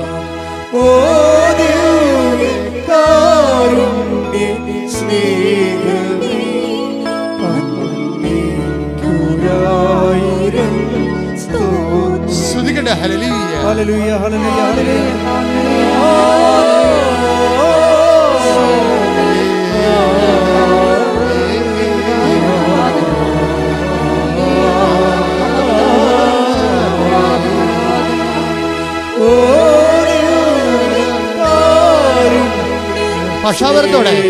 ഭാഷാപരം ലഭിക്കുന്നവരാ.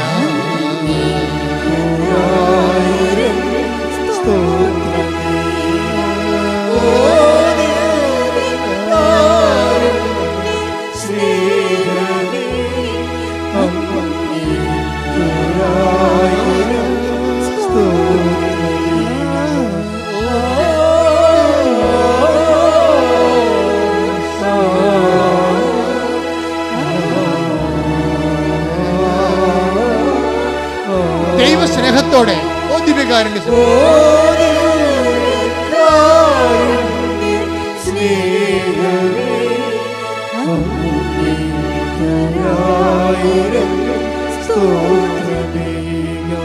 വിശ്വാസത്തോടെ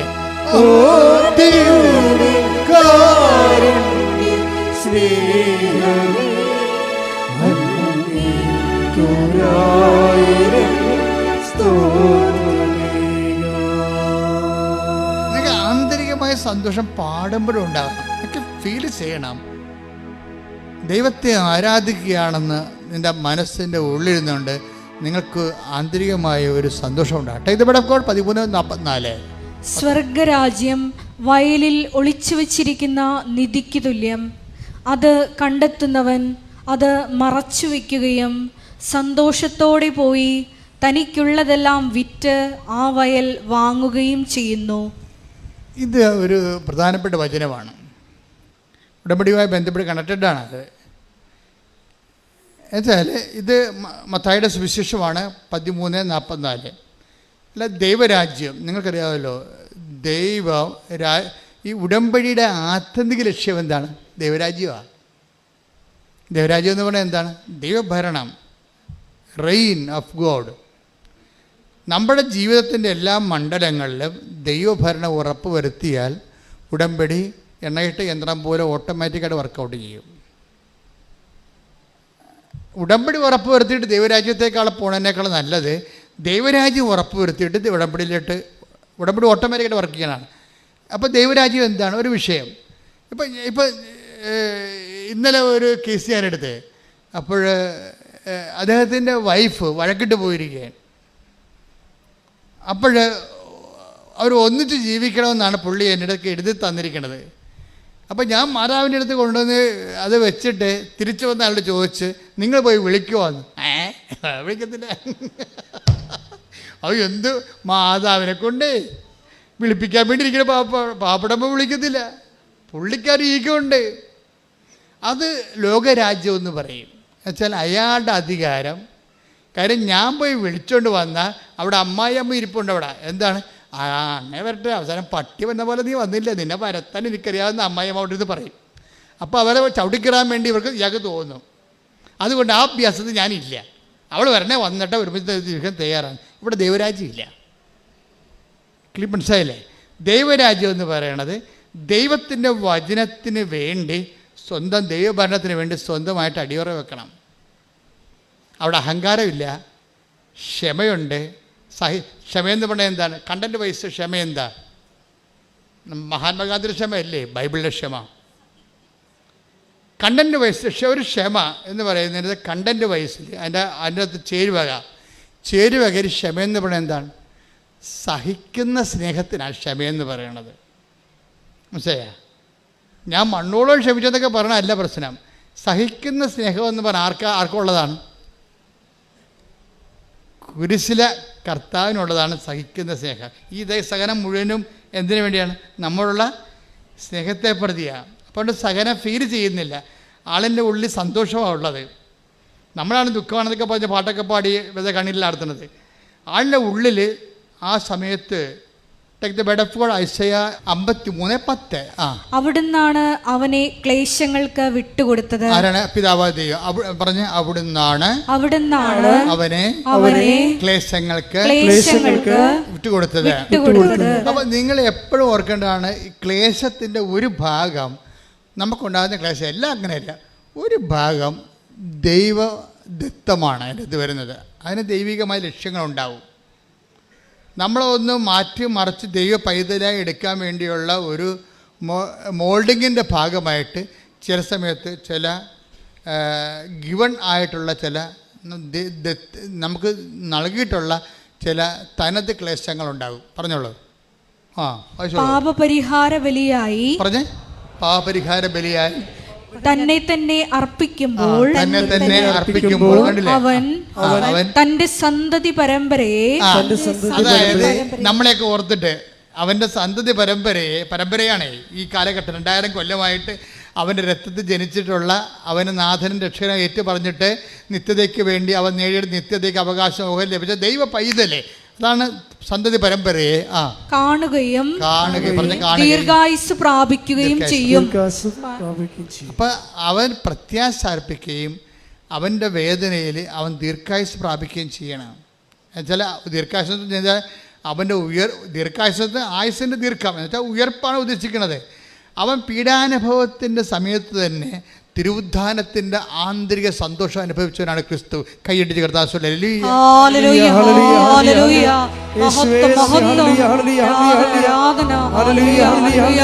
നമ്മുടെ ജീവിതത്തിലെ ക്ലേശ കാലഘട്ടങ്ങളിൽ വിശ്വാസം പ്രഖ്യാപിക്കുവാനുള്ള നൽകണമേ. നിന്റെ സ്നേഹത്തിൻ നിറവാക്കണേ,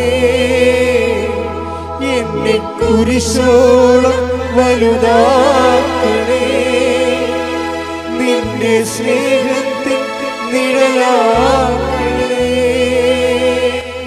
പരിശുദ്ധ പരമദിവ്യകാരുണ്യത്തിന് ആരാധനയും സ്തുതിയും പുകഴ്ചയും ഉണ്ടായിരിക്കട്ടെ. അപ്പൊ എൻ്റെ മക്കൾ എപ്പോഴും ശ്രദ്ധിക്കേണ്ടതാണ് ഈ ഐസയ 53:10 മറന്നു പോകരുത്. അതായത് നമ്മുടെ ക്ലേശങ്ങളിൽ തന്നെ, ഓരോ ക്ലേശങ്ങളും തന്നെ നമ്മുടെ തിരുവുദ്ധാനത്തിൻ്റെ വിത്തുകൾ ഉൾപ്പെട്ടിട്ടുണ്ടത്. പക്ഷെ നിങ്ങൾ ക്ലേശങ്ങളെ ക്രിസ്തുവിൻ്റെ നാമത്തെ പ്രതി ദൈവസ്നേഹത്തോടെയാണ് ക്ലേശങ്ങളെ അക്സെപ്റ്റ് ചെയ്യേണ്ടത്. ആ ഒരു ഫോർമാറ്റ് തന്നെയാണ് ഈ 13:44 എന്താണ് 13:44 എന്താ പറയണത്? നിങ്ങൾ ദൈവരാജ്യം കണ്ടെത്തി കഴിഞ്ഞാൽ പിന്നെന്ത് ചെയ്യും? ദൈവരാജ്യം എന്ന് പറഞ്ഞത് ക്രിസ്തുവാണേ.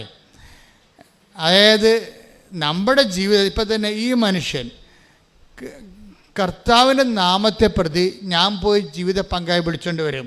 അമ്മായിയമ്മെന്ന് പറഞ്ഞാലും നാളെ അവർ ഞാൻ വിളിച്ചുകൊണ്ട് വന്ന കാരണം ഭാര്യ ചില മുഷ്കത്തടമൊക്കെ വീട്ടിൽ കാണിക്കുക. ചില പെണ്ണുങ്ങളെ നിങ്ങളൊന്നും അല്ല കേട്ടോ, നിങ്ങൾക്ക് എന്നെ കണ്ണു പിടിച്ച് നോക്കേണ്ട കാര്യമില്ല. ചില പെണ്ണുങ്ങളെ നമ്മൾ വിളിച്ചുകൊണ്ട് പോയി കഴിഞ്ഞാൽ അവൾ വന്നാൽ പിന്നെ നമ്മുടെ തലയിൽ കയറിയിരിക്കും. അത് ഇയാൾക്കറിയാം, ചില പെണ്ണുങ്ങളുടെ സ്വഭാവമാണെന്നറിയാം. അപ്പോൾ അതുകൊണ്ട് അവൾ ഞാനേ വരട്ടെ, ഞാൻ സ്വീകരിച്ചോളാം, അപ്പോൾ അടങ്ങി ഒതുങ്ങി വീട്ടിൽ കഴിയുമല്ല എന്നാണ് അയാൾ പറയണത്. പക്ഷെ അതിനകത്ത് ദൈവരാജ്യമില്ല. ദൈവരാജ്യം എന്താണ്? ഇവളോ ഇവളുടെ അമ്മയോ ഇവൻ്റെ ജീവിതമോ ഇവളല്ല എൻ്റെ കക്ഷി ആരാണ്? ക്രിസ്തുവാണ്. ക്രിസ്തുവിനെ പ്രതി ഞാൻ പോകും. നാണം കെട്ടാലും ആക്ഷേപം സഹിച്ചാലും അത് ക്രിസ്തുവിൻ്റെ സഹനത്തിൻ്റെ കൂടെ വെക്കുമ്പോൾ ക്രിസ്തുവിൻ്റെ പുനരുദ്ധാനം ഞാൻ അവകാശിയാക്കും. കൈയടിച്ച് ശ്രദ്ധിക്കട്ടെ. ഹല്ലേലൂയ. ഹല്ലേലൂയ, ഹല്ലേലൂയ. മഹത്വം, മഹത്വം. ആരാധന, ആരാധന. ഹല്ലേലൂയ. നിന്റെ സ്നേഹത്തിൻ നിഴലാകണേ. എന്നെ കുരിശോളം വലുതാക്കണേ. നിന്റെ സ്നേഹത്തിൻ നിഴലാകണേ.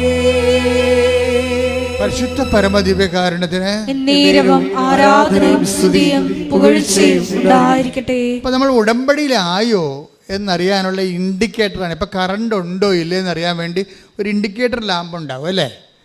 അതിന് നമ്മൾ രാത്രിയിലും ആ ഇൻഡിക്കേറ്റർ ലാമ്പ് അവിടെ കിടക്കും. അപ്പോൾ അതിൽ കറണ്ട് ഇല്ലെങ്കിൽ ഇൻഡിക്കേറ്റർ ലാമ്പ് കെട്ടുപോകും. നമ്മൾ ഉടമ്പടിയിലാണോ എന്നറിയാനുള്ള ഒരു ഇൻഡിക്കേറ്ററാണ് ഈ ആന്തരിക സന്തോഷം. മനസ്സിലായില്ലേ? രോഗികളെ കാണാൻ പോകുമ്പോഴും നമുക്കുള്ളിൽ സന്തോഷം ഉണ്ടാകും. അപ്പോൾ നിങ്ങൾ ഓർക്കുക, നിങ്ങൾക്ക് സന്തോഷം ഉണ്ടെങ്കിൽ ഓർക്കുക, ഈ 13-44 വർക്കൗട്ട് ചെയ്യുന്നുണ്ടെന്ന് നോക്കണം. അത് ഇൻഡിക്കേറ്ററാണ്. നിങ്ങൾ രോഗികളെ കാണാൻ പോകുമ്പോൾ ഉള്ളിൽ സന്തോഷം തോന്നുന്നുണ്ടോ? നിങ്ങൾ ഉടമ്പടിയിലാണ്. നിങ്ങൾക്ക് ഉടമ്പടി രോഗികളെ പത്രം കൊടുക്കാൻ പോകുമ്പോൾ നിങ്ങൾക്ക് സന്തോഷം തോന്നുന്നുണ്ടോ? കർത്താവിൻ്റെ നാമത്തെ എല്ലാവരും അറിയിക്കാൻ വേണ്ടി ദൈവം എന്നെ അപ്പോസ്തലന്മാരുടെ സ്ഥാനത്ത് തിരഞ്ഞെടുത്തല്ലോ കർത്താവേ, എൻ്റെ ആയുസ്സിൽ ഒത്തിരി സ്ഥലത്ത് അവസാനം വരെ നിന്നെ അറിയിക്കാൻ ഇതുപോലെ എന്നെ ഉപകരണമാക്കണമേ എന്ന് പ്രാർത്ഥിച്ചു പോകുന്ന 10,000 ആൾക്കാർ ഉടമ്പടിയിലുണ്ട്. പക്ഷേ ചില ആൾക്കാർ ഈ വീട്ടിൽ നിന്ന് ഇറങ്ങുമ്പോൾ തന്നെ അങ്ങോട്ടും ഇങ്ങോട്ടും ഞാൻ കക്കാൻ പോണ പോലെ പത്രം കൊടുക്കാൻ പോണത്. അങ്ങനെ അവർ അവർ കാണും, അവർ പറയുമോ എന്ത് ദൈവമേ. അപ്പോൾ ഇങ്ങനെ ചങ്കിടിച്ചും ചുണ്ട് പറച്ചുമൊക്കെ പോകും. അപ്പോൾ നിങ്ങൾ you are not in covenant, നിങ്ങൾ ഉടമ്പടിയിലല്ല, ആന്തരിക സന്തോഷമില്ല, നിങ്ങൾക്ക് ഭാരമാണ്. ആന്തരിക സന്തോഷം വേണമെങ്കിൽ you must love of God. നിങ്ങൾ ആദ്യമേ ചെയ്യേണ്ടത് ദൈവസ്നേഹം വർദ്ധിക്കുക. പുതിയ ആൾക്കാർക്ക് വേണ്ടിയാണ് ഞാൻ പറയണത്. നിങ്ങൾ ആദ്യമേ ചെയ്യേണ്ടത്, നിങ്ങൾ എന്ത് ചെയ്താലും ദൈവസ്നേഹം വർദ്ധിപ്പിക്കണം. ദൈവസ്നേഹം വർദ്ധിപ്പിക്കാനുള്ള എളുപ്പ വഴിയുണ്ട്. എന്ത് ചെയ്യണത്? ചെയ്യണ കാര്യങ്ങളെല്ലാം അവൻ്റെ നാമത്തിൽ ചെയ്യണം. 10:42 എടുത്ത് മത്തായി സുവിശേഷം.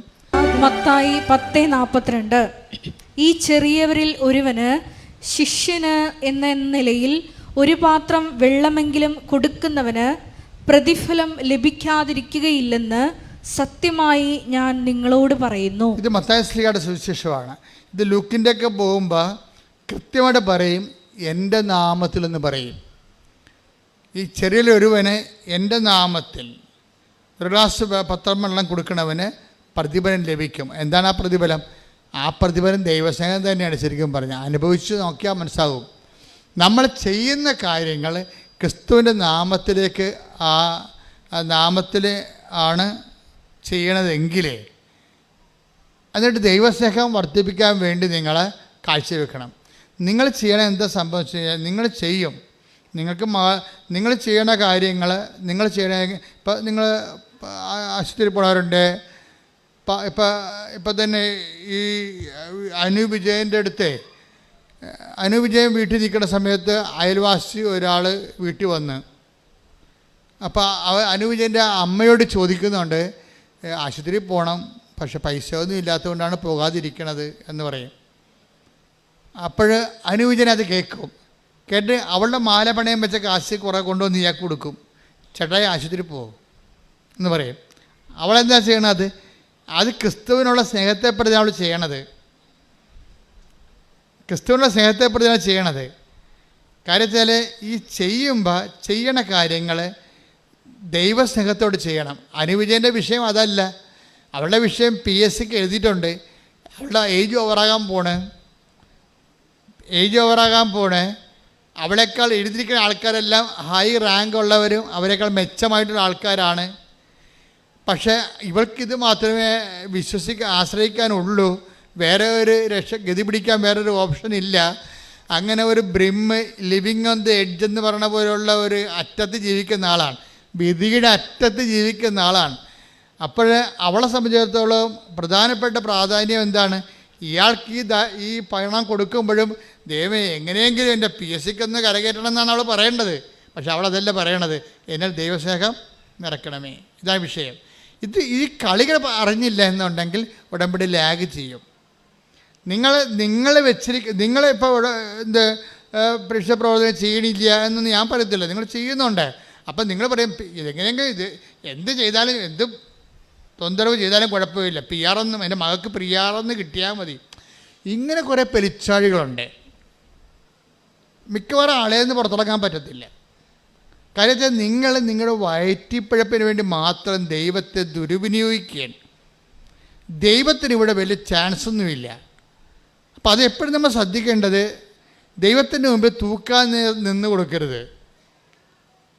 കാര്യം ഞാൻ നിന്നെ തൂക്കി നോക്കി, മേനെ മേനെ തെക്കൽ ബാർസിൻ take the word of God. Daniel 5 ശ്രദ്ധിക്കട്ടെ. ഹല്ലേലൂയ ഹല്ലേലൂയ ഹല്ലേലൂയ ഹല്ലേലൂയ ഹല്ലേലൂയ യേശുവേ നന്ദി. ഹല്ലേലൂയ ഹല്ലേലൂയ ഹല്ലേലൂയ ഹല്ലേലൂയ യേശുവേ സ്തുതി. ഹല്ലേലൂയ.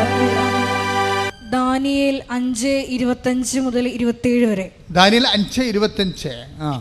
ആ ലിഖിതം ഇതാണ്: മേനെ മേനെ തെക്കേൽ പാർസീൻ.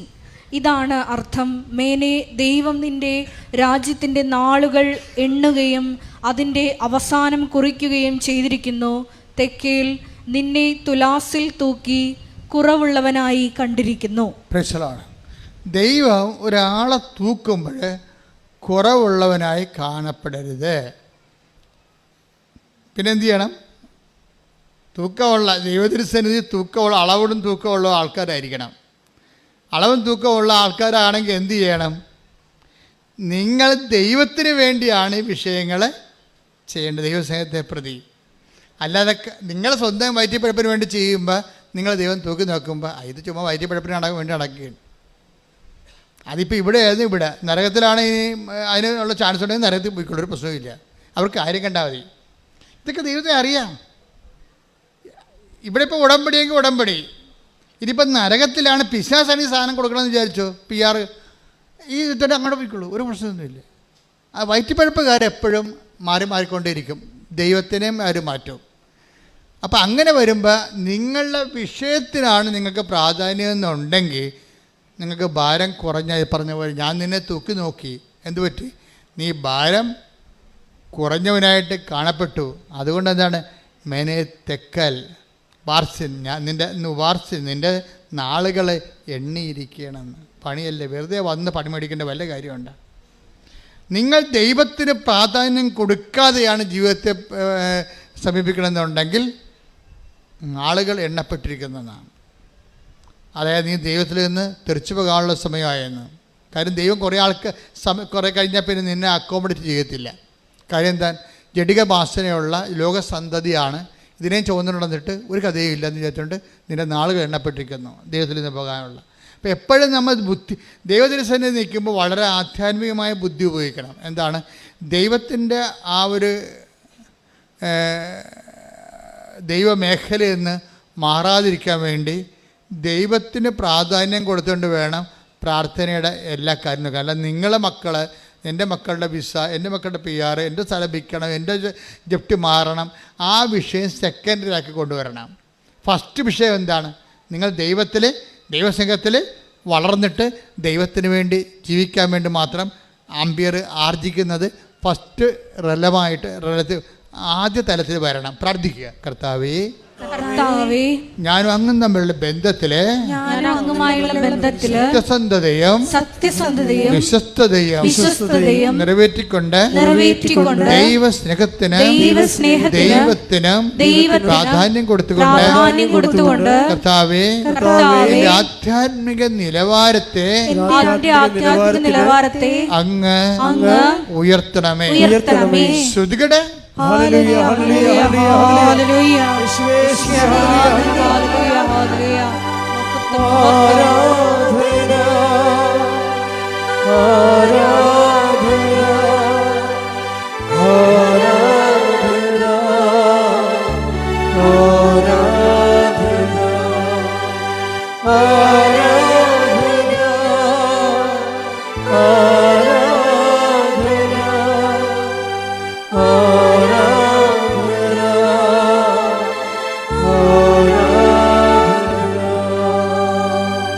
അപ്പോൾ ബൈബിൾ വളരെ ശ്രദ്ധയോടെ പറയുന്ന വിഷയമാണ് യോഗ്യത, അർഹത.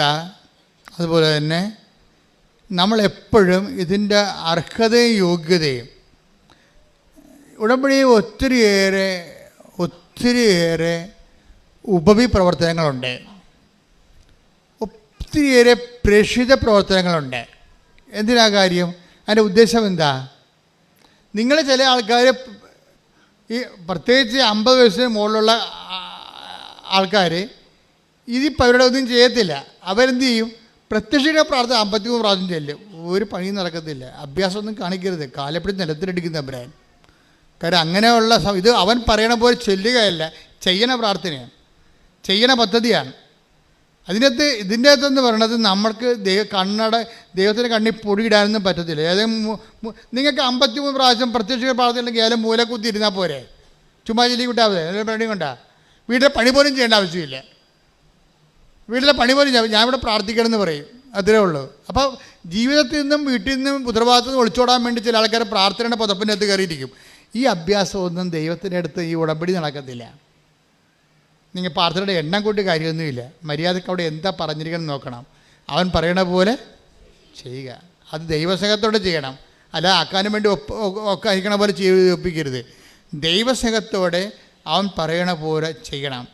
ഇങ്ങനെ ചെയ്തു വരുമ്പോൾ എന്താ സംഭവം? എന്തിനാണ് ഇതൊക്കെ വെച്ചിരിക്കണമെന്ന് ചോദിച്ചു കഴിഞ്ഞാൽ, ദൈവത്തിൻ്റെ തിരുസന്നിധിയിൽ ഇപ്പോൾ ഉടമ്പടിയിലാണോ നിങ്ങൾ, അതിന് ഇൻഡിക്കേറ്ററുണ്ട്. അത് ഒരു ഇൻഡിക്കേറ്റർ ആന്തരിക സന്തോഷമാണ്. എല്ലാം ചെയ്യുമ്പോൾ ഒരു സന്തോഷം ഉള്ളിലുണ്ടെങ്കിൽ നിങ്ങൾ ഉടമ്പടിയിലാണ്. അതുപോലെ തന്നെ ഈ വിഷയങ്ങളൊക്കെ ഉടമ്പടിയുടെ എപ്പോഴും നിങ്ങളുടേതായിട്ടുള്ള സ്വതസിദ്ധമായ മെറിറ്റ് കീപ്പ് ചെയ്യണം. കാര്യം നിങ്ങൾ കോമ്പറ്റൻ്റ് അതോറിറ്റി ആണോ ദൈവമായിട്ട്? നിങ്ങൾ ആരുമായിട്ടാണ് ഉടമ്പടി ചെയ്തിരിക്കണത്? നിങ്ങൾ പഞ്ചായത്ത് പ്രസിഡൻറ്റുമായിട്ടൊന്നും അല്ല ഉടമ്പടി ചെയ്തിരിക്കണത്. ആരുമായിട്ടാണ്? നിങ്ങൾ ആ ഇക്വാലൻ്റ് പാർട്ട്ണർ അല്ല. ബേസിക്കായിട്ട് നിങ്ങളും ദൈവവും തമ്മിൽ ഉടമ്പടി ചെയ്യാൻ ഇക്വാലൻ്റ് പാർട്ട്ണർ, ഒരു തുല്യ പങ്കാളിയല്ല. ആണോ? ദൈവം നമുക്ക് ഉടമ്പടി ചെയ്യാൻ തുല്യ പങ്കാളിയല്ല. പിന്നെ തുല്യ പങ്കാളി അല്ലാത്ത ഒരാളുമായിട്ട് ഗതികെട്ടൊരു മനുഷ്യൻ ഉടമ്പടി ചെയ്യുമ്പോൾ നമ്മളെന്താ ചെയ്യേണ്ടത്? നമ്മൾ ദൈവത്തിൻ്റെ തുല്യ പങ്കാളിയാകാൻ വേണ്ടിയുള്ള പ്രൊവിഷൻസ് ഉണ്ട് ബൈബിളിൽ. അത് നമ്മൾ ഉപയോഗിക്കണം. അതിനാണ് ഞങ്ങൾ പ്രേക്ഷിത പ്രവർത്തനം തന്നിരിക്കണം നിങ്ങൾക്ക്. ബൈബിൾ അംഗീകരിച്ചിട്ടുള്ളതല്ലേ ചെയ്യാൻ പറ്റത്തുള്ളൂ. അല്ല അച്ഛൻ്റെ തലക്കാരുടെ സാധനം ചെയ്യാൻ പറ്റത്തില്ല. ബൈബിൾ ഒരു ഉടമ്പടിയുടെ തുല്യ പങ്കാളിയാകാൻ ബൈബിൾ നിശ്ചയിച്ചിട്ടുള്ള അർഹതാ പ്രവർത്തനങ്ങളുണ്ട്. ആ അർഹതാ പ്രവർത്തനങ്ങളിൽ ഒന്നെന്താണ്? പ്രേക്ഷിത പ്രവർത്തനമാണ്. കർത്താവിനെ അറിയാത്തവരെ അറിയിക്കുക. അതെങ്ങനെ അറിയിച്ചാൽ പോരാ, സന്തോഷത്തോടെ അറിയിക്കണം. രണ്ടാമത്തത് എന്താണ്? ക്രിസ്തുവിൽ സഹിക്കുന്ന ആൾക്കാരിൽ ക്രിസ്തുവിനെ കണ്ടുകൊണ്ട് അവരെ ക്രിസ്തുവിൻ്റെ നാമത്തെ പരിചരിക്കണം. ഉപവിപ്രവർത്തനം വേണ്ടത് അങ്ങനെയാണ്. ഈ രണ്ട് സംഭവങ്ങളാണ് രണ്ട് ചിറകായിട്ട് വരണത്. ഇതിൻ്റെ ചിറകാണ് ടൈം ഷോട്ട് ചെയ്യണത്. അപ്പോൾ എപ്പോഴും നമ്മൾ ചെയ്യണത് ഇത് പദ്ധതി പ്രാർത്ഥനയാണ്. അപ്പോൾ പദ്ധതി പ്രാർത്ഥനയാകുമ്പോൾ അതിൻ്റെ മിനിമം ഇതാണ് ഇതിൻ്റെ അർഹത എന്ന് പറയുന്നത്. അർഹത യോഗ്യത എന്നൊക്കെ പറയും. ഇപ്പം നോട്ട് ബൈ മെറിറ്റിൽ ഉടമ്പടി വർക്ക് ചെയ്യും. പക്ഷേ ഉടമ്പടി എടുക്കാൻ നിങ്ങൾക്കത് യോഗ്യത വേണം. കാര്യം നോട്ട് ബൈ മെറിറ്റിൽ ഉടമ്പടി വർക്ക് ചെയ്യണമെന്ന് പറഞ്ഞാൽ എന്താണെന്നറിയാവോ? ഇപ്പം നോട്ട് ബൈ മെറിറ്റ് നിങ്ങളുടെ മെറിറ്റ് അല്ലാതെ ഉടമ്പടി വർക്ക് ചെയ്യും. ഇപ്പോൾ ക്യാൻസർ 4th സ്റ്റേജ് എന്ന് പറയും. അപ്പോൾ ഇന്നലെ ഒരു സാക്ഷ്യം വായിച്ചു. അതെന്ന് വെച്ചാൽ അവർ ഡോക്ടറുടെ അടുത്ത് ചെല്ലുമ്പോൾ അവർ പ്രഗ്നൻ്റ് അല്ല, 9 കൊല്ലമായിട്ട് മക്കളില്ല. ഡോക്ടറുടെ അടുത്ത് ചെന്ന് ടെസ്റ്റ് ചെയ്യുമ്പോൾ പ്രഗ്നൻ്റ് അല്ല. അവർ പുറത്തിറങ്ങി മടുത്തു. ഇനി ഒരു ഡോക്ടറും അടുത്തും പോണില്ല, ഒരു ആശുപത്രിയിലും പോണില്ല, ഞങ്ങൾ നിർത്തി എന്ന് പറഞ്ഞിട്ട് അവർ തീരുമാനം എടുക്കും. മാതാവിൻ്റെ അടുത്ത് ചെന്ന് അമ്മ കുഞ്ഞിനെ തരുമെങ്കിൽ മേടിക്കും, അല്ലെങ്കിൽ ദൈവത്തിൻ്റെ ഇഷ്ടം പോലെ എന്ന് പറഞ്ഞിട്ട് ഉടമ്പടി എടുക്കാൻ തീരുമാനിച്ചു കഴിഞ്ഞിട്ട് പിന്നെ അവർ കൃപാസനത്തിൽ വന്നിട്ടില്ല, എടുക്കാൻ തീരുമാനിച്ചതേ ഉള്ളൂ. അതിന് മുമ്പ് ടെസ്റ്റ് ചെയ്തപ്പോൾ കുഞ്ഞുങ്ങളില്ല. അച്ഛൻ ഇന്ന് ഞായറാഴ്ച കുർബാനക്കത് പറഞ്ഞായിരുന്നു. എന്താ സംഭവിച്ചിരിക്കേണ്ടത്? ടെസ്റ്റ് ചെയ്തപ്പോൾ അവർ പ്രഗ്നൻ്റാണ്. ഈ ദൈവ പദ്ധതിയുടെ രീതി അതാണ്. അതായത് നേരത്തെ സയൻറ്റിഫിക്കായി ടെസ്റ്റ് ചെയ്താണ് അവർ പ്രഗ്നൻ്റ് അല്ല. പക്ഷേ പിന്നെ സംഭവിച്ച കാര്യം എന്താണ്? അവർ ഉടമ്പടി എടുക്കാൻ തീരുമാനിച്ചു എന്നേ ഉള്ളൂ. ഉടമ്പടി എടുക്കാൻ തീരുമാനിക്കുമ്പോൾ സംഭവിക്കണത്, ചില ആൾക്കാർ വീട്ടിൽ ഇരുന്ന് ഉടമ്പടി എടുക്കാമെന്ന് വിചാരിച്ചാൽ മതി, അപ്പം തന്നെ ബ്ലെസ്സിങ്സ് വരാൻ തുടങ്ങും. അതിൻ്റെ കാരണം വെച്ച് കഴിഞ്ഞാൽ നിങ്ങൾ സത്യസന്ധരാണെന്നും ഉടമ്പടി വൃത്തിമേനായിട്ട് ചെയ്യുമെന്നും നിങ്ങൾ ദൈവതിരുസന്നിധിയിൽ ആത്മാർത്ഥതയോടെ ഇത് നിറവേറ്റുമെന്നും നിങ്ങൾ എടുക്കാൻ തീരുമാനിക്കുമ്പോൾ തന്നെ ദൈവത്തിന് അറിയാൻ പറ്റും. അതുകൊണ്ട് അപ്പം തന്നെ അനുഗ്രഹം വരാൻ തുടങ്ങും. ചില ആൾക്കാർ ഉടമ്പടി എടുത്ത് 4 ഒന്ന് പുതുക്കിയാൽ പോലും ദൈവം തിരിഞ്ഞു നോക്കത്തില്ല. എന്താ കാര്യം? അവരെ ഉടമ്പടി എടുത്ത കാലത്ത് എന്ത് സ്വഭാവമായിരുന്നു അത് തന്നെയാണ് ഇപ്പോഴും. എന്ത് സ്വഭാവമായിരുന്നു ഉടമ്പടി എടുക്കുന്ന കാലത്ത് അവർക്ക് ഒരു മാറ്റം അവർക്കില്ല. പിന്നെ ചെയ്തില്ല, പത്രം കൊടുത്ത് രോഗികളെ പോയി കൊണ്ട് ഇങ്ങനെ എല്ലാത്തിനും ഇങ്ങനെ പെട്ടെന്ന് ഉത്തരം പറയാം. പക്ഷേ എന്ത് അരൂപിയിലാണിത് ചെയ്തിരിക്കണത്? നിങ്ങൾ എന്ത് ചെയ്താലും ഈശോ ചോദിക്കും, എന്ത് ചെയ്തു എന്നുള്ളതല്ല, എന്ത് അരൂപി ചെയ്തെന്നാണ് ചോദിക്കണേ. അതാണ് എൻ്റെ പണി എല്ലാവരും മേടിക്കണേ ഇവിടെ വെച്ചാണ്. എന്ത് ചെയ്യുക എന്ന് നമുക്ക് എന്തും ചെയ്യാം, പക്ഷേ എന്ത് അരൂപി ചെയ്ത്? ദൈവത്തിന് വേണ്ടിയാണോ ചെയ്തത് അതോ മനുഷ്യൻ്റെ പ്രീതിക്ക് വേണ്ടിയാണോ ചെയ്തത്? അതാണ് ചോദിക്കണത്. പല കാര്യങ്ങളും ചെയ്യണത്, ലോകത്തിലുള്ള ആൾക്കാർ ചെയ്യണത് മനുഷ്യൻ്റെ പ്രീതിക്ക് വേണ്ടി ചെയ്യും. ചിലപ്പോൾ ഇലക്ഷനിൽ വോട്ടിന് ലക്ഷ്യമാക്കി ചെയ്യും. അങ്ങനെ ഓരോ വിഷയം ഉദ്ദേശിച്ച് ചെയ്യും. പക്ഷേ അരൂപി നമ്മൾ ദൈവത്തിന് വേണ്ടിയാണ് ചെയ്യണമെന്നുണ്ടെങ്കിൽ ഭൗതിക ലാഭനഷ്ടങ്ങൾ അവിടെ റെഫറൻസ് വരുന്നില്ല. ഭൗതിക ലാഭനഷ്ടങ്ങൾ നമുക്ക് ചിലപ്പോൾ നഷ്ടം തന്നെയായിരിക്കും ഉണ്ടാകണത്. പക്ഷെ നമ്മൾ ചെയ്തിരിക്കുന്ന ദൈവ മഹത്വത്തിനും ദൈവത്തിൻ്റെ വചനം ഉള്ളത് കൊണ്ടും വചനം അനുസരിക്കുന്നത് കൊണ്ടും അതുകൊണ്ട് ദൈവത്തെ മഹത്വപ്പെടുത്താൻ വേണ്ടിയാണെങ്കിൽ ഉടമ്പടിയിൽ എപ്പോഴും നമ്മൾ ചെയ്യുമ്പോൾ ആ ഫോർമാറ്റാണ് ഉപയോഗിക്കണം. എന്താണ്? നമ്മൾക്കല്ല കർത്താവ് അങ്ങയുടെ തിരുനാമത്തിന് ടേക്ക് ദ ബെഡ് ഓഫ് സങ്കീർത്തനം, ഞങ്ങൾക്കല്ല കർത്താവ് അങ്ങയുടെ തിരുനാമത്തിന് ടേക്ക് ദ ബെഡ് ഓഫ് ശ്രുതികട ഹല്ലേലൂയ ഹല്ലേലൂയ ഹല്ലേലൂയ ഹല്ലേലൂയ യേശുവേ നന്ദി ഹല്ലേലൂയ ഹല്ലേലൂയ ഹല്ലേലൂയ ഹല്ലേലൂയ ഹല്ലേലൂയ യേശുവേ സ്തുതി ഹല്ലേലൂയ ഹല്ലേലൂയ. 115 സങ്കീർത്തനം 1 തിരുവചനം. സങ്കീർത്തനം 115:1. ഞങ്ങൾക്കല്ല കർത്താവേ, ഞങ്ങൾക്കല്ല. പറഞ്ഞേ ഞങ്ങൾക്കല്ല കർത്താവേ, ഞങ്ങൾക്കല്ല കർത്താവേ, ഞങ്ങൾക്കല്ല അങ്ങയുടെ കാരുണ്യത്തെയും വിശ്വസ്തതയെയും പ്രതി അങ്ങയുടെ നാമത്തിനാണ് മഹത്വം നൽകപ്പെടേണ്ടത്. മഹത്വം നമുക്ക് കിട്ടാതെ ദൈവനാമത്തിന് കൊടുക്കുന്ന പ്രവൃത്തികളാണ് ദൈവാത്മാവിനാണ് നയിക്കപ്പെടുന്നത്. മനസ്സിലായില്ലേ? നമ്മൾക്കാണ് അതിൻ്റെ മഹത്വം കിട്ടണമെന്നുണ്ടെങ്കിൽ നമ്മൾ മനുഷ്യാത്മാവിനാണ് നയിക്കപ്പെടുന്നത്. അപ്പം നമ്മൾ മനുഷ്യൻ്റെ മക്കളും സ്റ്റാറ്റസ്കോ ഇപ്പോഴുള്ള നിലവാരം നിൽക്കുകയുള്ളൂ.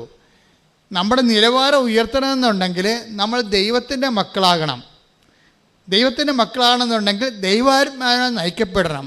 റോമ 8:14 ദൈവാത്മാവിനാൽ നയിക്കപ്പെടുന്നവരെല്ലാം പറഞ്ഞ് ദൈവാത്മാവിനാൽ നയിക്കപ്പെടുന്നവരെല്ലാം ദൈവത്തിന്റെ പുത്രന്മാരാണ്. ദൈവത്തിൻ്റെ അരൂപിയാണ് നമ്മളെ നയിക്കേണ്ടത്. ദൈവത്തിൻ്റെ അരൂപി എന്താണ്? സങ്കീർത്തനം 115:1 ഞങ്ങൾക്കല്ല കർത്താവേ, ഞങ്ങൾക്കല്ല. പിന്നെ എന്താണ്? അങ്ങയുടെ തിരുനാമത്തിന് മഹത്വം ഉണ്ടാകട്ടെ. അപ്പോൾ എല്ലാ പ്രവർത്തനങ്ങളുടെയും ഉദ്ദേശം ദൈവത്തിൻ്റെ നാമത്തിൻ്റെ മഹത്വമാണെങ്കിൽ we are leading by the Holy Spirit, ദൈവത്തിൻ്റെ ആത്മാവിനെ നയിക്കപ്പെടുകയാണ്. അപ്പോൾ എന്താ സംഭവിക്കുന്നത്? We become the children of God. നമ്മൾ ദൈവത്തിൻ്റെ മക്കളായി മാറും. ഉടമ്പടിയുടെ നിലവാരപ്പെടുത്തലിൻ്റെ ഇങ്ങനെയാണ് വരണത്. അപ്പം നിങ്ങൾ എന്ത് ചെയ്താലും ദൈവാത്മാവിനാൽ ദൈവത്തിൻ്റെ മഹത്വത്തിന് വേണ്ടി ചെയ്യണം. ദൈവത്തിൻ്റെ മഹത്വത്തിന് വേണ്ടി ചെയ്യുന്നവർ ദൈവാത്മാവ് നയിക്കപ്പെടുന്നവരാണ്. ദൈവാത്മാവ് നയിക്കപ്പെടുന്നവർ റോമ 8:14 അനുസരിച്ചുകൊണ്ട് ദൈവത്തിൻ്റെ മക്കളാണ്. കൈയടിച്ച് ശ്രദ്ധിക്കട്ടെ. ഹല്ലേലൂയ ഹല്ലേലൂയ ഹല്ലേലൂയ ഹല്ലേലൂയ. ശ്രീ ഞങ്ങളെയും ദൈവ മക്കളുടെ പദവിയിലേക്ക് ഉയർത്തണമേ, സ്വന്തമാക്കണമേ. ഞങ്ങൾക്കല്ല കർത്താവേ,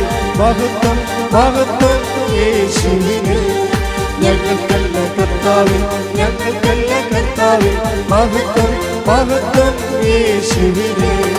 കളിമൺ പാത്രങ്ങൾ ഞങ്ങൾ, അയോഗ്യദാസരാം ഞങ്ങൾ. കളിമൺ പാത്രങ്ങൾ ഞങ്ങൾ, അയോഗ്യദാസരാം ഞങ്ങൾ. ബലഹീനരാകും ഞങ്ങളെ ഉയർത്തി യേശുവിനാണ് മഹത്വം. ബലഹീനരാകും ഞങ്ങളെ ഉയർത്തി യേശുവിനാണ് മഹത്വം. മഹത്വം മഹത്വം യേശുവിനെ. മഹത്വം മഹത്വം യേശുവിനെ. പരിശുദ്ധ പരമ ദിവ്യകാരുണ്യത്തിന് നേരവും ആരാധനയും സ്തുതിയും പുകഴ്ചയും ഉണ്ടായിരിക്കട്ടെ. അപ്പോൾ ദൈവാത്മാവിനെ നയിക്കപ്പെടുകയും ദൈവത്തിൻ്റെ മക്കളാകുകയും ചെയ്യുന്നതാണ് ഇതിൻ്റെ അർഹത എന്ന് പറയണത്. ബൈബിൾ എപ്പോഴും നമ്മുടെ അർഹതയെക്കുറിച്ച് പറയും. ഇപ്പോൾ മത്തായിയുടെ സുവിശേഷം 10:13, ആ ഭവനം അർഹതയുള്ളതാണെങ്കിൽ, അതാണ് സംഭവം. ആ ഭവനം അർഹതയുള്ളതാണെങ്കിൽ നിങ്ങളുടെ സമാധാനം അതിൽ വസിക്കട്ടെ. അതിൽ വസിക്കട്ടെ. ഈ ഉടമ്പടി ഭരിക്കണമെങ്കിൽ എന്ത് വേണം?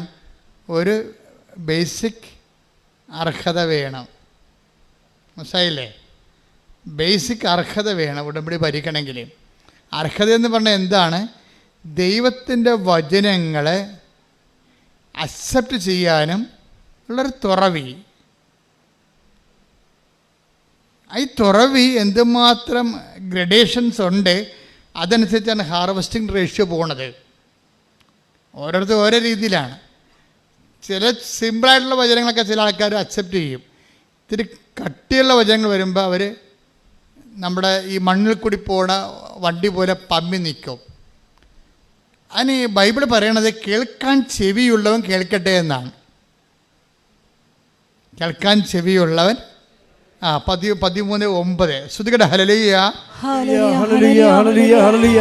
യേശുവേ നന്ദി. ഹല്ലേലൂയ ഹല്ലേലൂയ ഹല്ലേലൂയ. 13:9 ചെവിയുള്ളവൻ കേൾക്കട്ടെ. ചെവിയുള്ളവൻ കേൾക്കട്ടെ. അപ്പോൾ നമ്മൾ ചെവിയുണ്ട്, എനിക്ക് ചെവി കുഴപ്പമൊന്നുമില്ല എന്ന് പറയും. ഞാൻ ഇങ്ങനെ ഒരു ചെവി കേൾക്കണ പൗർണം വെച്ച് നടക്കുകയല്ല. ജന്മന എനിക്ക് ചെവിയുള്ള ആളാണ്. ബൈബിൾ അംഗീകരിക്കും. നിൻ്റെ ഈ ചെവി അംഗീകരിക്കത്തില്ല.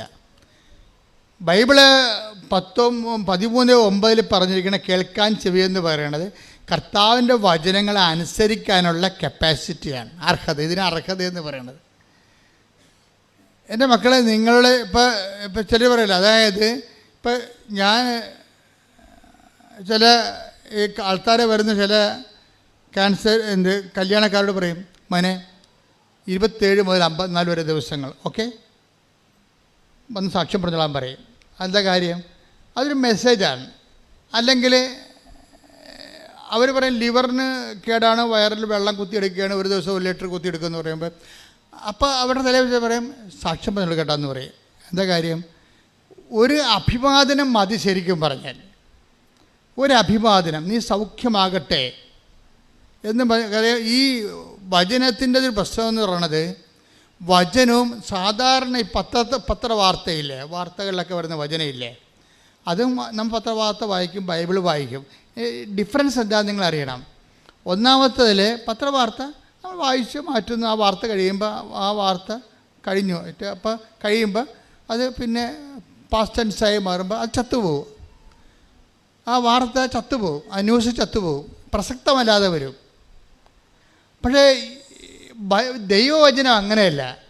ഇത് കാലം ചെല്ലുന്തോറും ഇത് പ്രസക്തി കൂടിക്കൊണ്ടേയിരിക്കും.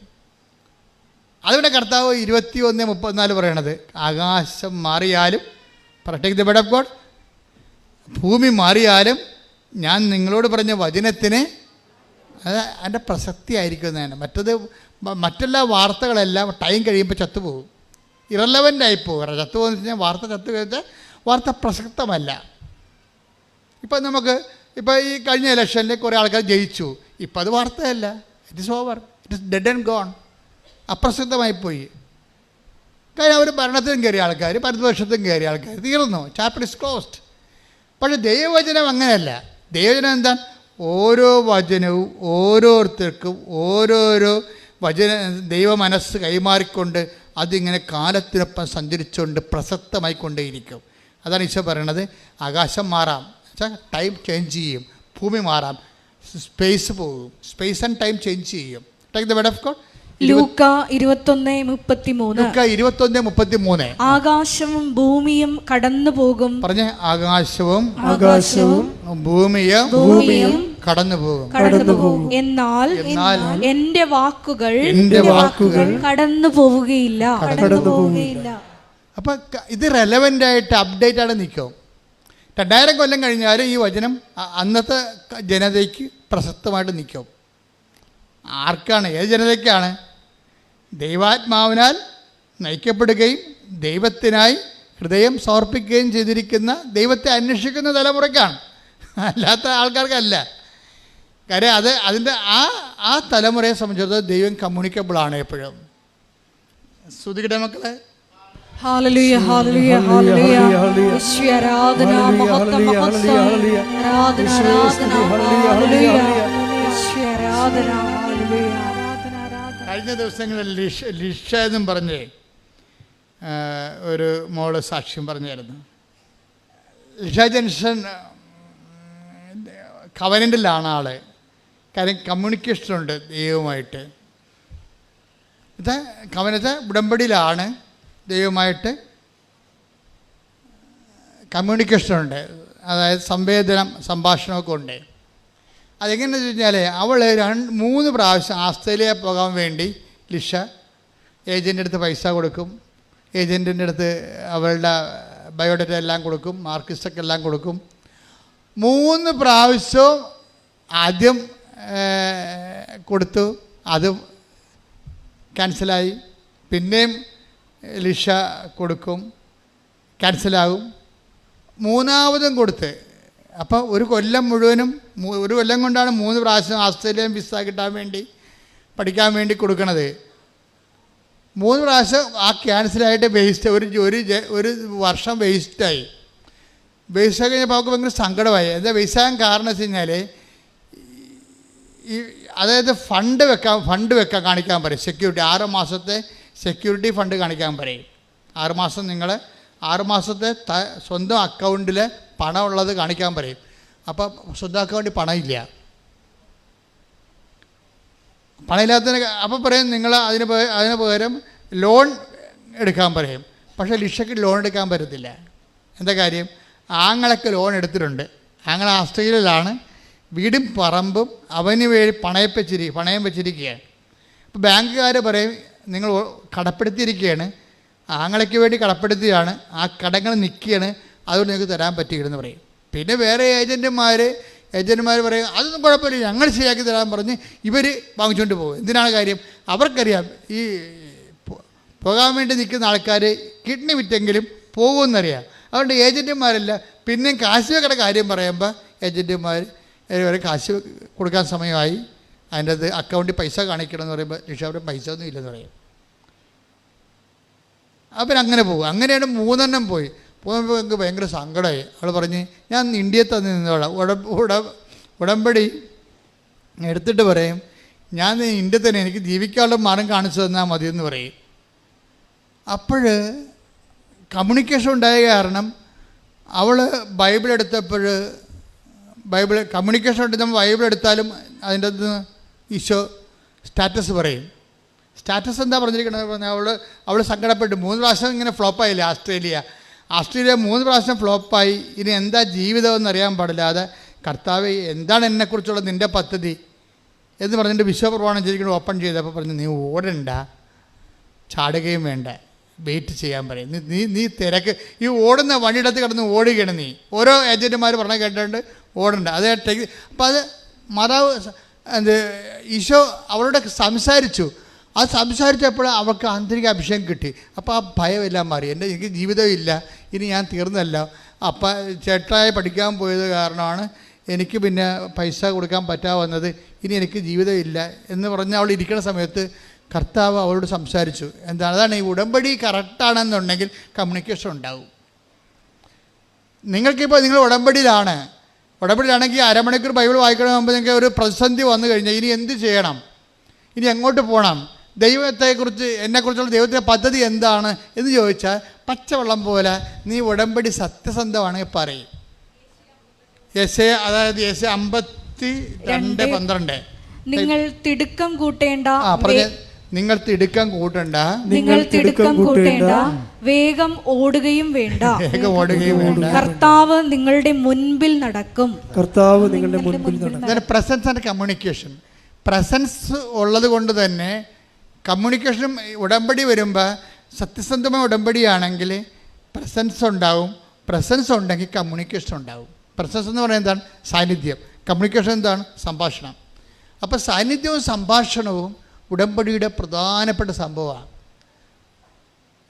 അതായത് നിങ്ങൾക്കറിയാമല്ലോ, ഈ സാന്നിധ്യവും സംഭാഷണവും കിട്ടണതിൽ ഇവിടെ ആൾക്കാർ പറയുന്ന സാക്ഷി നോക്കിക്കഴിഞ്ഞാൽ ഒരു 50-60% പേരും ചെറുപ്പക്കാരാണ്, പ്രായമുള്ളവരല്ല, ചെറുപ്പക്കാരാണ്. അതിൻ്റെ കാരണം എന്ന് വെച്ച് കഴിഞ്ഞാൽ അച്ഛൻ പറയുന്ന പ്രഭാഷണങ്ങൾ അവർ കൃത്യമായിട്ട് മാത്തമാറ്റിക്കലായിട്ട് ഈ സാധനം അക്സെപ്റ്റ് ചെയ്യും. കാര്യം ഇത് ഈ ഫോർമുലയിൽ വർക്ക് ചെയ്യണതാണല്ലോ, അത് നമ്മുടെ കരിസ്മാറ്റിക് ധ്യാനമോ മറ്റു ധ്യാനങ്ങൾ പോലെയുള്ള സംഭവമല്ല. ഉടമ്പടിയിൽ അതിൻ്റെ കറക്റ്റ് ഫോർമുലയും ഫോർമാറ്റും ഉണ്ട്. അത് കറക്റ്റ് നമ്മൾ അപ്ലൈ ചെയ്യണമെന്നുണ്ടെങ്കിൽ കറക്റ്റ് ആൻസർ നമുക്ക് കിട്ടും. അപ്പോൾ എന്താ പറയണത്? ഇപ്പോൾ ഈശോ എന്താ പറയണത്? നീ വിഷമിക്കണ്ട, നിന്നെക്കുറിച്ച് എനിക്ക് പദ്ധതിയുണ്ട്. നീ എൻ്റെതല്ലാത്ത പദ്ധതി കൊണ്ട് താഴിയത് കൊണ്ടാണ് നിനക്ക് ഒരു കൊല്ലം പോയത്. അതിൻ്റെ പേര് നീ സങ്കടപ്പെടണ്ട, പരിഭ്രമിക്കണ്ട, ഓരണ്ട, നിൽക്ക് എന്ന് പറഞ്ഞ് വെയിറ്റ് ചെയ്യാം. അത് കേട്ടുകൂടി അവർക്ക് സന്തോഷമായി. ദൈവവചനം നമ്മൾ കേട്ടാൽ നമ്മൾ ഓൺലൈൻ ഉടമ്പടിയിൽ ദൈവമായിട്ട് ഓൺലൈനാണെങ്കിൽ നമുക്ക് സന്തോഷം തോന്നും. അല്ലെങ്കിൽ ദൈവമായിട്ട് നിങ്ങൾക്ക് അടുപ്പമില്ല. ദൈവമായിട്ട് അടുപ്പമില്ലാത്തവൻ ബൈബിൾ വായിക്കാൻ പോകാതിരിക്കണം നല്ലത്. എന്ന് വെച്ച് കഴിഞ്ഞാൽ നിങ്ങൾക്ക് മനസ്സിലാവത്തില്ല, അതാണ് പ്രശ്നം. ദൈവയുടെ അടുപ്പമുണ്ടെങ്കിൽ നിങ്ങൾ ക്രിസ്ത്യാനി അല്ലെങ്കിൽ ബൈബിൾ മനസ്സിലാവും. കാര്യം ബൈബിള് ദൈവസ്നേഹത്തിൻ്റെ പുസ്തകമാണ്, കമ്മ്യൂണിക്കേഷനുള്ള പുസ്തകമാണ്. ബൈബിൾ ഇപ്പോൾ നിങ്ങൾ ക്രിസ്ത്യാനി അല്ലെന്ന് വിചാരിച്ചോ, അപ്പോൾ നിങ്ങൾക്ക് ദൈവസ്നേഹമുണ്ട്. നിങ്ങളുടെ ഉടമ്പടി ഓക്കെ ആണെങ്കിൽ കമ്മ്യൂണിക്കബിൾ ആകും നിങ്ങൾ ദൈവമായിട്ട്. നിങ്ങൾ നടക്കേണ്ട വഴി നിൻ്റെ മുഖത്തൊട്ടേക്ക് ദി വേർഡ് ഓഫ് ഗോഡ്. സങ്കീർത്തനം 32:8. 32-ാം സങ്കീർത്തനം 8-ാം തിരുവചനം. 32-ാം സങ്കീർത്തനം 8-ാം തിരുവചനം. ഞാൻ നിന്നെ ഉപദേശിക്കാം എന്ന് പറഞ്ഞ്, ഞാൻ നിന്നെ ഉപദേശിക്കാം, ഞാൻ നിന്നെ ഉപദേശിക്കാം, നീ നടക്കേണ്ട വഴി കാണിച്ചു തരാം, നീ നടക്കേണ്ട വഴി കാണിച്ചു തരാം, ഞാൻ നിന്റെ മേൽ ദൃഷ്ടി ഉറപ്പിച്ച് നിന്നെ ഉപദേശിക്കാം. ഉപദേശം counselling. God is wonderful counselling. ദൈവം എപ്പോഴും നമ്മൾ വഴികളിൽ വചനത്തിലൂടെ, ദർശനത്തിലൂടെ, സ്വപ്നത്തിലൂടെ എല്ലാം നമുക്ക് ഡയറക്റ്റ് ചെയ്തുകൊണ്ടിരിക്കും. അത് ഏറ്റവും ടോപ്പ് ഉടമ്പടിയിലാണ് ഏറ്റവും കൂടുതൽ സംഭവിക്കുന്നത്. ആൾക്കാരെ ദൈവം ഇങ്ങനെ ഉപദേശിച്ചു കൊണ്ടിരിക്കും, നടക്കേണ്ട വഴി കാണിച്ചുകൊണ്ടിരിക്കും. അപ്പോൾ ഇവൾ പറയും, ഈശോ എൻ്റെ മനസ്സിലൊരു വഴിയും കാണുന്നില്ല എന്ന് പറയും. ഉടനെ ഇവിടെ അപ്പ പറയും, എടി ഞാനും അമ്മയും കൂടി ഒരു തീരുമാനം എടുത്തിട്ടുണ്ട്, നിന്നെ അമേരിക്ക വിടാം. അമേരിക്കനാ? ആസ്ട്രേലിയ പോകാൻ പാടുള്ളത് ഞാനാണ്, അമേരിക്ക പോകാൻ പാടുള്ളത്, നിങ്ങൾ എന്നാ പറയണമെന്ന് ചോദിച്ചു. അല്ല, ഞങ്ങളുടെ മനസ്സിൽ അങ്ങനെ തോന്നണം, നിന്നെ അമേരിക്ക പഠിക്കാൻ വിടാമെന്ന് വിചാരിക്കും. അപ്പനും അമ്മ ഇവർക്ക് കോൺഫിഡൻസ് ഇല്ല. അപ്പം ദൈവം ഇപ്പം ബാറ്റൺ അപ്പൻ്റെ അമ്മയെ കൈ കൊടുത്തിരിക്കുകയാണ്. ഇപ്പം നിങ്ങൾക്കറിയാമല്ലോ, നിങ്ങൾക്ക് ഒരു കുഞ്ഞിനെ ദൈവം തരണ മുമ്പ് തന്നെ നിങ്ങൾക്ക് ആ കുഞ്ഞിനെ വളർത്താനും ഉയർത്താനും ഉള്ള കഴിവ് തന്നിട്ടുണ്ട് ദൈവം. നിങ്ങൾക്ക് കുഞ്ഞുങ്ങൾക്ക് വേണ്ടി പ്രാർത്ഥിക്കുമ്പോൾ ആ കുഞ്ഞുങ്ങൾക്ക് വേണ്ടി പ്രാർത്ഥിക്കുന്ന വെച്ച് നിങ്ങൾ വിശുദ്ധീകരിക്കപ്പെടുകയും ചെയ്യും. മക്കൾ ഉണ്ടാകണതും നല്ലതാണ്, മക്കളില്ലാത്തതും നല്ലതാണ്. മക്കളില്ലാത്തതെങ്കിൽ അതിൻ്റെ സങ്കടം വെച്ചുകൊണ്ട് ദൈവഹിതമായിട്ട് അക്സെപ്റ്റ് ചെയ്ത് പോകുമ്പോഴും നിങ്ങൾക്ക് നിത്യതയിൽ അത് കൃപയായിട്ട് മാറും. മക്കളുണ്ടെന്നുണ്ടെങ്കിൽ മക്കൾക്ക് ഉള്ളതിൻ്റെ പേരിൽ നിങ്ങൾ അവർക്ക് വേണ്ടി പ്രാർത്ഥിച്ചുകൊണ്ടും അവരെ വളർത്തിക്കൊണ്ടും നിങ്ങൾ വിശുദ്ധി പ്രാപിക്കുക. എൻ്റെ മക്കളുണ്ടോ ഇല്ലയോ എന്നുള്ളതല്ല പ്രശ്നം. Are you in the kingdom of God or not? ദൈവം അത്രയും നോക്കത്തുള്ളൂ. നിങ്ങൾ ദൈവരാജ്യത്തിലാണോ അല്ലയോ? നിങ്ങൾ ദൈവരാജ്യത്തിലാണെങ്കിൽ ഈ ലോകത്തിൻ്റെ പല ആൾക്കാർക്ക് ഉള്ള പല സംഭവങ്ങളും നിങ്ങൾക്കില്ല എന്ന് വിചാരിച്ചുകൊണ്ട് നിങ്ങൾ ദൈവപൈതലെന്ന രീതിയിലുള്ള നിങ്ങളുടെ ആന്തരിക സന്തോഷത്തെ ആരും എടുത്ത് കളയത്തില്ല. ഈശോ പറഞ്ഞിട്ടുണ്ട്, അന്നാളുകളിൽ ഞാൻ നിങ്ങൾക്ക് തരുന്ന സന്തോഷം ആരും നിങ്ങൾ ഇന്ന്. Take the word of God. യോഹന്നാൻ 16:22. 16:22. അതുപോലെ നിങ്ങളും ദുഃഖിതരാണ്, എന്നാൽ ഞാൻ വീണ്ടും നിങ്ങളെ കാണും, അപ്പോൾ നിങ്ങളുടെ ഹൃദയം സന്തോഷിക്കും, നിങ്ങളുടെ ആ സന്തോഷം ആരും നിങ്ങളിൽ നിന്ന് എടുത്തു കളയുകയുമില്ല. ഈശോയുടെ വാഗ്ദാനങ്ങൾ ഒന്നാണ് എടുത്തു കളയാത്ത സന്തോഷം. എടുത്തു കളയാത്ത സന്തോഷം, ആർക്കും എടുത്തു കളയാൻ പറ്റുന്ന സന്തോഷം, ആന്തരികമായ സന്തോഷമാണ്. ഈ സന്തോഷമാണ് നമ്മൾ നേരത്തെ കണ്ടത്.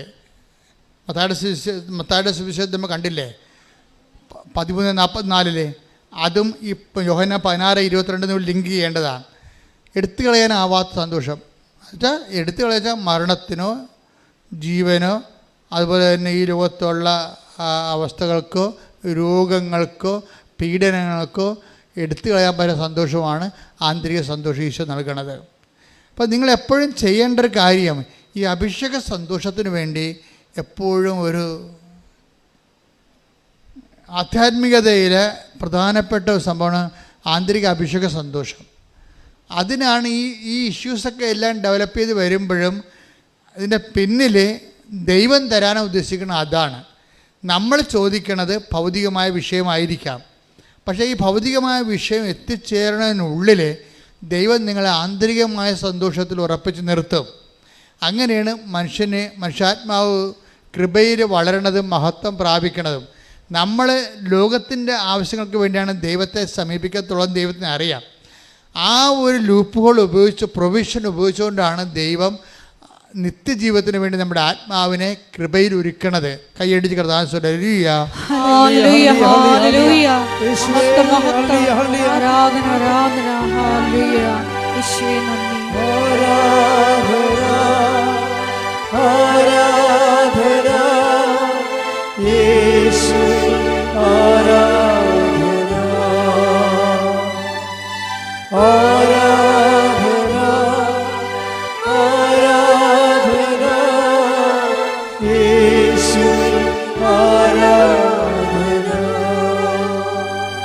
ഇപ്പം ഈ നീ ഓടണ്ട, ധൃതിക്ക് ഓടണ്ട, നീ വ്യഗ്രത കാണിക്കേണ്ടതെന്ന് അവളോട് കമ്മ്യൂണിക്കേറ്റ് ചെയ്തപ്പോഴേ ഇവൾ ഓക്കെ ആയി.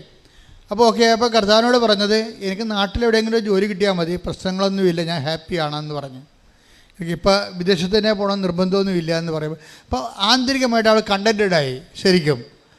പക്ഷെ കണ്ടൻറ്റഡ് ആയെങ്കിലും കർത്താവ് അവൾക്ക് അതിനേക്കാൾ വലിയ കാര്യങ്ങൾ സെറ്റ് ചെയ്ത് വെക്കുന്നതുകൊണ്ടാണ് ഈ ആശ്ചര്യമെല്ലാം പോയി കളഞ്ഞത്.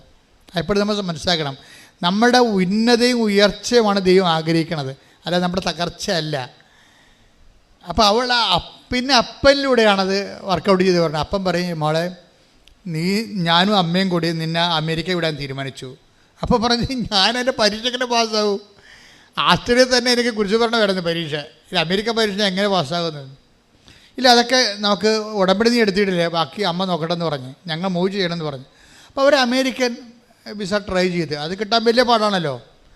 പക്ഷെ അത് കിട്ടാൻ പാടാകുന്ന മനസ്സിലാക്കിയിട്ട് ഇവള് അമ്മയോട് പറയും, മാതാവിനോട്, പരിശുദ്ധ അമ്മയോട് പറയും, അമ്മേ എനിക്ക് ഞാൻ ഉള്ള കാര്യം പറയാമല്ലോ, എനിക്കിതൊന്നും പറ്റത്തില്ല, എനിക്ക് അവിടെ ഇൻ്റർവ്യൂ ഒന്നും പറ്റത്തില്ല, എനിക്ക് ആസ്ട്രേലിയയിൽ തന്നെ പോയിട്ട് ഞാൻ ഭയങ്കര വെള്ളം കുടിച്ച്, അപ്പോൾ ഇവരുടെ ഈ അമേരിക്കൻസിൻ്റെ ഇൻ്റർവ്യൂ ടഫാണ്, അപ്പോൾ അതെനിക്ക് പറ്റത്തില്ല. പക്ഷേ ഞാൻ കുറേ സാക്ഷ്യം കേട്ടിട്ടുണ്ട് അമ്മേ നീ ചെയ്തത്, നീ ഇൻ്റർവ്യൂവിനൊക്കെ വരുമെന്നൊക്കെ ഞാൻ കേട്ടിട്ടുണ്ട്, അങ്ങനെ വല്ലതും ചെയ്താൽ മാത്രമേ എനിക്കതിൻ്റെ അകത്ത് ഹോപ്പുള്ളെന്ന് പറയും.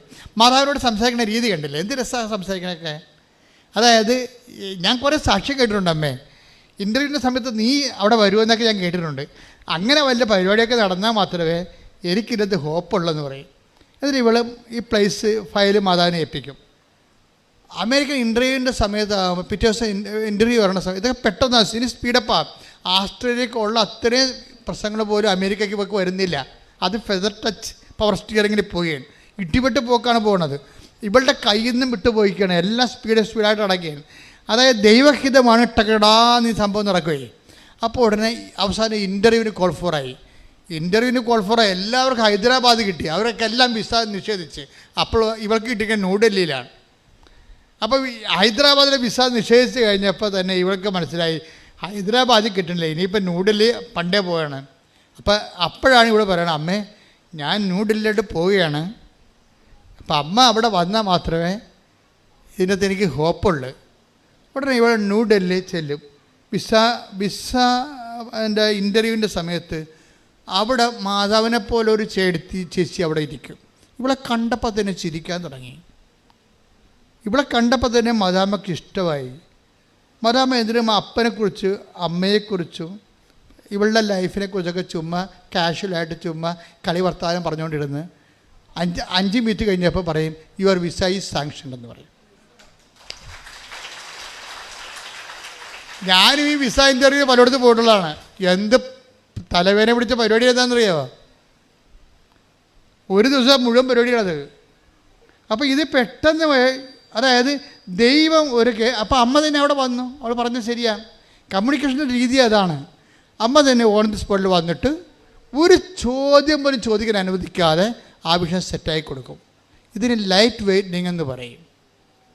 ഉടമ്പടിയിലുള്ളൊരു പ്രതിഭാസമാണ് ഭാരച്ചുരുക്കം. ഭയങ്കര ഭാരമാണ്, ഞാനിതെങ്ങനെ ചെയ്യും എന്ന് വിചാരിക്കുന്ന സംഭവങ്ങളെ ചുമ്മാ ഫെദർ ടച്ച് പവർ സ്റ്റിയറിംഗ് പോലെ തെർമോക്കോൾ വെയിറ്റിലേക്ക് സായുമ്പോൾ മാത്രം പ്രാർത്ഥിക്കുക. കർത്താവ് ദൈവമേ, ആന്തരിക അഭിഷേകത്താലെ ഉടമ്പടി കൽപ്പിച്ചു നൽകുന്ന ഭാരച്ചുരുക്കത്തിലേക്ക് എന്നെ കൈപിടിച്ച് നടത്തണമേ. ശ്രദ്ധിക്കട്ടെ.